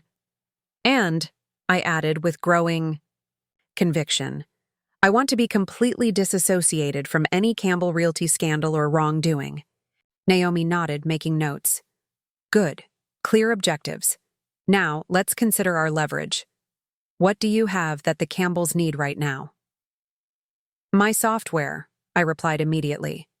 Without it, their property management operations would collapse, especially during a leadership transition. And you have moral high ground, Jasmine added. You're the talented developer whose work was appropriated by her husband's family, who then tried to exclude you. It's a sympathetic narrative. Plus, you have evidence of their attempt to fraudulently obtain your intellectual property, Naomi reminded me. That gives you additional legal leverage, separate from the other issues they're facing. I stopped pacing, an idea beginning to form. What if, instead of fighting this connection to Campbell Realty in the press, I controlled the narrative myself? Naomi looked up sharply. What do you mean? What if I issued my own statement? Not about their potential financial improprieties. I know nothing about those. But about my software, my relationship with the company, and my path forward? Jasmine snapped her fingers, catching on. You could position yourself as the independent developer who created innovative technology that Campbell Realty adopted, rather than as Ryan's wife or a Campbell insider. Exactly, I said, feeling more certain with each passing moment. I establish my separate professional identity, acknowledge my limited advisory role while distancing myself from operational decisions, and make it clear that my primary focus is on continuing to develop my software for broader applications beyond just Campbell Realty. Naomi tapped her pen thoughtfully against her legal pad. It could work. A preemptive narrative that defines your relationship to Campbell Realty on your terms before others can define it for you. She paused. But timing would be crucial, and we'd need to carefully review every word to ensure you don't inadvertently create legal exposure. We should also reconsider the board position, I added, thinking aloud. Maybe convert it to a technology advisory role instead, more limited in scope, focused specifically on the software implementation, with no connection to financial or operational decisions. And the licensing agreement should be restructured, Naomi suggested. Perhaps a flat fee rather than a percentage of revenue, to insulate you from any downturn in their business. As we continued brainstorming, my phone lit up with an incoming call. Vanessa Campbell. I showed the screen to Naomi and Jasmine. Answer it, Naomi advised, but put it on speaker so we can hear. I took a deep breath and accepted the call. Vanessa. Ellie. Her voice sounded strained, lacking its usual sharp confidence. I assume you've seen the news. It's been hard to miss, I replied neutrally. Congratulations on your promotion. A short, humorless laugh. Thanks. Not exactly how I planned to become CEO, but here we are. Why are you calling, Vanessa? She hesitated, uncharacteristically uncertain. We need to talk. In person. There are complications that have arisen. I exchanged glances with Naomi, who nodded cautiously. What kind of complications? The kind I don't want to discuss over the phone. Vanessa's voice dropped lower. Look, I know how this looks. The timing of everything. Your name being included in the press release right as this scandal breaks. But I need you to know that wasn't my doing. Then whose was it? I challenged. That's part of what I want to discuss. Can we meet? Just you and me, no lawyers. When I didn't immediately respond, she added, Please, Ellie. This affects both of us. Naomi was shaking her head emphatically, mouthing no repeatedly. Jasmine looked equally skeptical. I don't think that's a good idea, Vanessa, I said carefully. Given the circumstances, any discussion should include our respective legal counsel. Fine, she conceded quickly. Too quickly. Bring your lawyer. I'll bring Ted. Name the place and time. Another warning bell sounded in my mind. Vanessa. Campbell didn't capitulate easily, and she certainly didn't sound desperate. Something wasn't right. I'll need to consult my schedule and get back to you, I hedged. Don't wait too long, she advised, an edge creeping back into her voice. Things are moving quickly and we both have interests to protect. After she hung up, I looked to Naomi and Jasmine for their reactions. Trap, Jasmine declared immediately. She's trying to create a record of your involvement or complicity in something. I agree, Naomi said grimly. The request for an informal meeting without lawyers, followed by too quick acceptance of lawyers being present. She's desperate to meet with you for some reason, and I doubt it's to protect your interests. I sank back onto the couch, feeling the weight of these complications pressing down on me. What is she up to? And why drag me into whatever's happening at Campbell Realty? Because you're valuable to her somehow, Naomi reasoned, either as an ally or as a scapegoat. The three of us sat in troubled silence, the newspapers on the coffee table a stark reminder of how quickly my private struggle had become public fodder. Finally, Jasmine spoke up. You know, there's another angle we haven't considered. What? If the email leak wasn't Vanessa's doing at all? What if someone else is orchestrating this entire situation? I frowned. Like who? Ryan, maybe? Or Gregory? Or even someone outside the family who has a grudge against Campbell Realty. It was a disturbing thought, but not implausible. The Campbell family had accumulated their share of enemies over the years, competitors they'd outmaneuvered, partners they'd squeezed, employees they'd mistreated. Regardless of who's behind it, Naomi said pragmatically, our priority has to be protecting Ellie, and I think that starts with issuing a clear, carefully worded statement that establishes her independent professional identity and limited connection to Campbell Realty's operations. I nodded, resolve strengthening within me. Let's draft it now, and while we're at it, let's prepare a counter-proposal to the agreements, one that limits my exposure to their potential legal troubles. For the next several hours, the three of us worked intensely. Naomi drafting and redrafting legal language, Jasmine providing strategic communications advice from her years in the restaurant business, and me contributing technical details about my software and its implementation at Campbell Realty. By late afternoon, we had prepared 3 key documents: a public statement clarifying my role as the developer of the property management software and my limited advisory relationship with Campbell Realty, a revised licensing agreement that would provide a flat fee rather than revenue-based compensation, and a completely restructured role that would replace the board position with a technical consulting arrangement focused solely on software implementation. As we reviewed our work, my phone buzzed with a text from an unknown number. I opened it warily. "Ellie, it's Mark Campbell. Need to talk. Important information about the email leak. Not what you think. Call me?" I showed the message to Naomi and Jasmine. "Another Campbell trying to arrange a private conversation," Jasmine noted skeptically. "Suspicious timing." "Though Mark has been the least hostile of the family," I pointed out. "He even texted me support after the dinner fiasco." "Still, proceed with caution," Naomi advised. "If you want to hear what he has to say, do it with witnesses present or at least record the conversation." I considered for a moment, then typed a response. "Can't talk now. If you have information, put it in writing."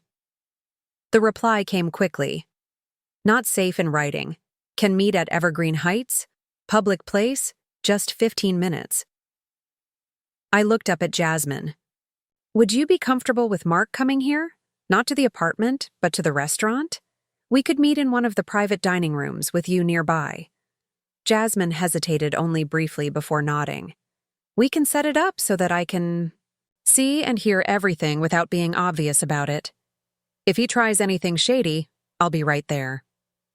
With that plan in place, I confirmed the meeting with Mark for 6 p.m., after the dinner service began but before the evening rush, when Jasmine could oversee things while still managing her restaurant. "I should get back to my office and start filing these revisions," Naomi said, gathering her papers. "Are you sure you want to meet with Mark without me present?" "I'll just be listening to what he has to say," I assured her. "No agreements, no commitments, nothing in writing.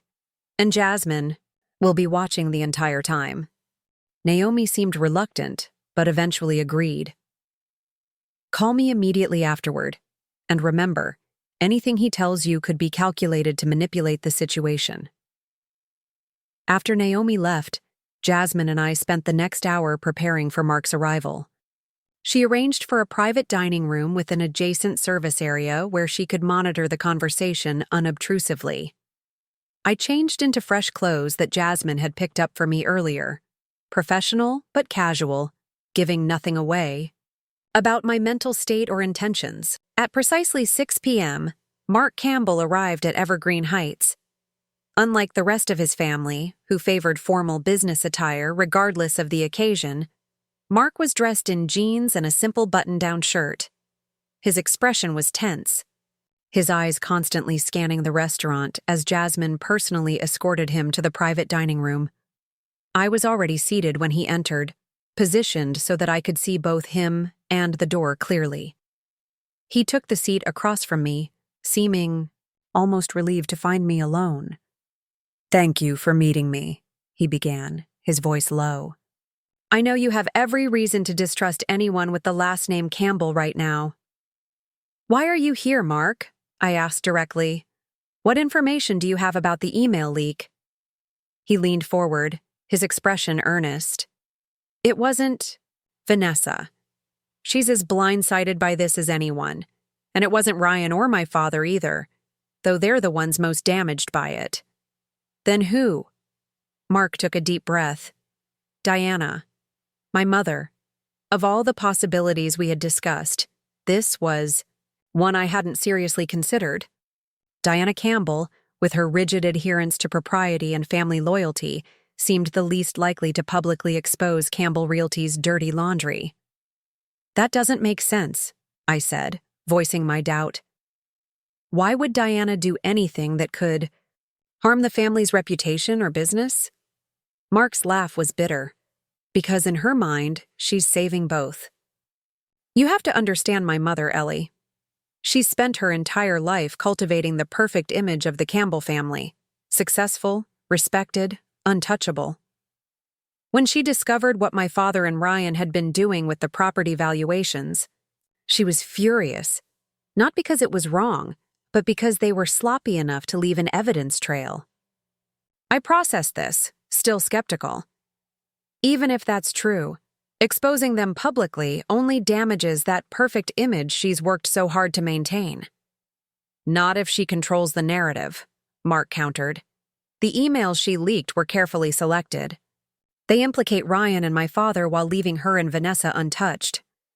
The timing, right after your confrontation at the restaurant, right as you were negotiating for recognition of your software, it creates a perfect scenario where the corrupt old guard is removed and replaced with fresh leadership. With Vanessa as the face of that fresh leadership, I noted, beginning to see the pattern. Mark nodded. Exactly. Mother has always favored Vanessa, always believed she should be running the company instead of Ryan. This was her way of ensuring that happened while simultaneously punishing my father for years of indiscretions that she's tolerated silently. Indiscretions? I repeated, raising an eyebrow. Mark shrugged. Let's just say my father's loyalty to his marriage vows has been as flexible as his adherence to financial regulations. This new information cast the Campbell family dynamics in an entirely different light. Rather than Vanessa orchestrating a power grab, it seemed Diana had been the puppet master all along, using the email leak to reshape the company leadership according to her preferences. Why are you telling me this, Mark? What do you hope to gain? His expression turned serious. I'm telling you because you're being set up, Ellie. The press release naming you, the sudden inclusion of your software's importance to the company, that was Diana's doing too. She's creating a narrative where you and Vanessa are aligned, where your technology is integral to the company's future. To what end? I asked, though I was beginning to suspect the answer. If things go wrong, if investigations dig deeper, if more damaging information comes to light, you become the perfect scapegoat. The outsider who created the technology that enabled improper practices, who was conveniently brought into the company leadership just as the scandal broke. Mark's eyes held genuine concern. My mother plays a long game, Ellie. She's positioning you as either an asset or a liability, depending on how things unfold. I sat back, absorbing this revelation. It explained Vanessa's desperate call earlier, her insistence on meeting.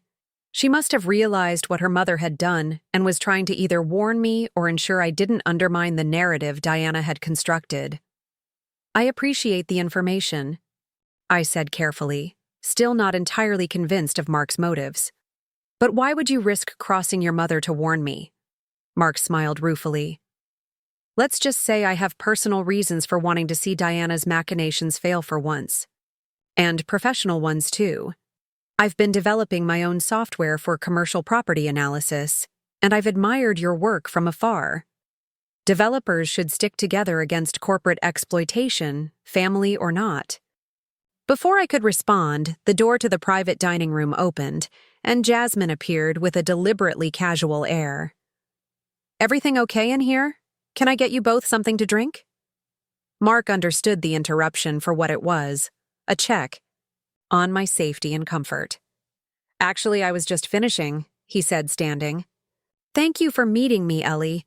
I hope the information helps you protect yourself. As he turned to leave, I called after him. Mark, how do I know this isn't just another Campbell manipulation? He paused at the door, his expression thoughtful. You don't. But ask yourself this. Who benefits from you knowing what I just told you?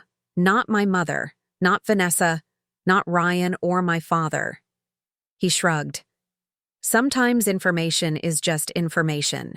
What you do with it is up to you. With that, he left, leaving me with yet another puzzle piece in the increasingly complex picture of the Campbell family's internal power struggles. Jasmine slid into the seat Mark had vacated, her expression concerned. I heard everything. Do you believe him? I considered the question carefully. I'm not sure. But his explanation fits the facts better than our other theories. And if he's right about Diana positioning me as a potential scapegoat, then your strategy of issuing a clear, independent statement becomes even more important, Jasmine. Finished for me. I nodded, a new sense of urgency propelling me to action. I need to call Naomi right away. If Diana Campbell is really behind all of this, we need to move faster than we planned. As I reached for my phone, I realized that the situation had evolved far beyond my original goal of simple recognition for my work.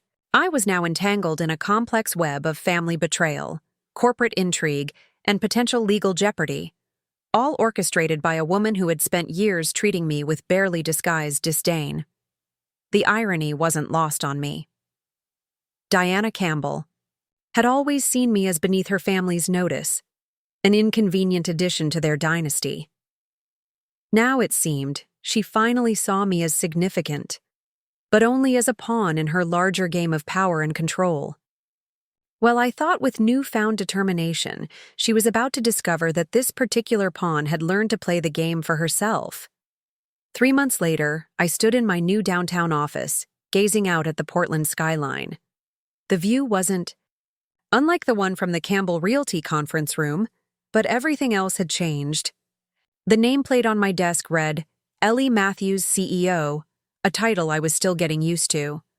Matthews Property Tech had launched 6 weeks ago with impressive seed funding and 3 major clients already signed. My property management software, now expanded and rebranded as Property Flow, was gaining industry recognition daily. The Campbell scandal had eventually settled into a familiar business narrative. The patriarch and heir apparent stepped down amid financial irregularities, while a new leadership team implemented reforms. Vanessa remained CEO, having successfully distanced herself from her father's and brother's actions. Whether Diana's machinations had succeeded depended on your perspective. She'd gotten her daughter into the top position, but at the cost of the family's pristine reputation. As for me, my public statement, clarifying my role as software developer and my limited connection to Campbell Realty's operations, had effectively shielded me from the worst of the fallout. The licensing agreement Naomi negotiated had provided the capital I needed to launch my own company while legally separating my technology from any impropriety. Ryan and I finalized our divorce with minimal drama, both of us eager to close that chapter. Last I heard, he'd moved to Seattle for a fresh start, though industry rumors suggested he was struggling to rebuild his professional reputation. Jasmine had become both friend and informal advisor, her restaurant industry experience surprisingly applicable to my tech startup challenges. And Mark Campbell, to everyone's surprise, had joined my advisory board, bringing valuable commercial real estate insights that helped refine my software's analytical capabilities. Sometimes I still marveled at how completely my life had transformed in just a few months. From overlooked wife to respected CEO. From someone fighting for basic recognition to someone making headlines for innovation. The journey hadn't been easy or straightforward. But standing in my office, watching the sunset paint the city gold, I knew with absolute certainty that I'd found my true place at last. Not as an accessory to someone else's story, but as the author of my own. Up next, you've got 2 more standout stories right on your screen. If this one hit the mark, you won't want to pass these up. Just click and check them out.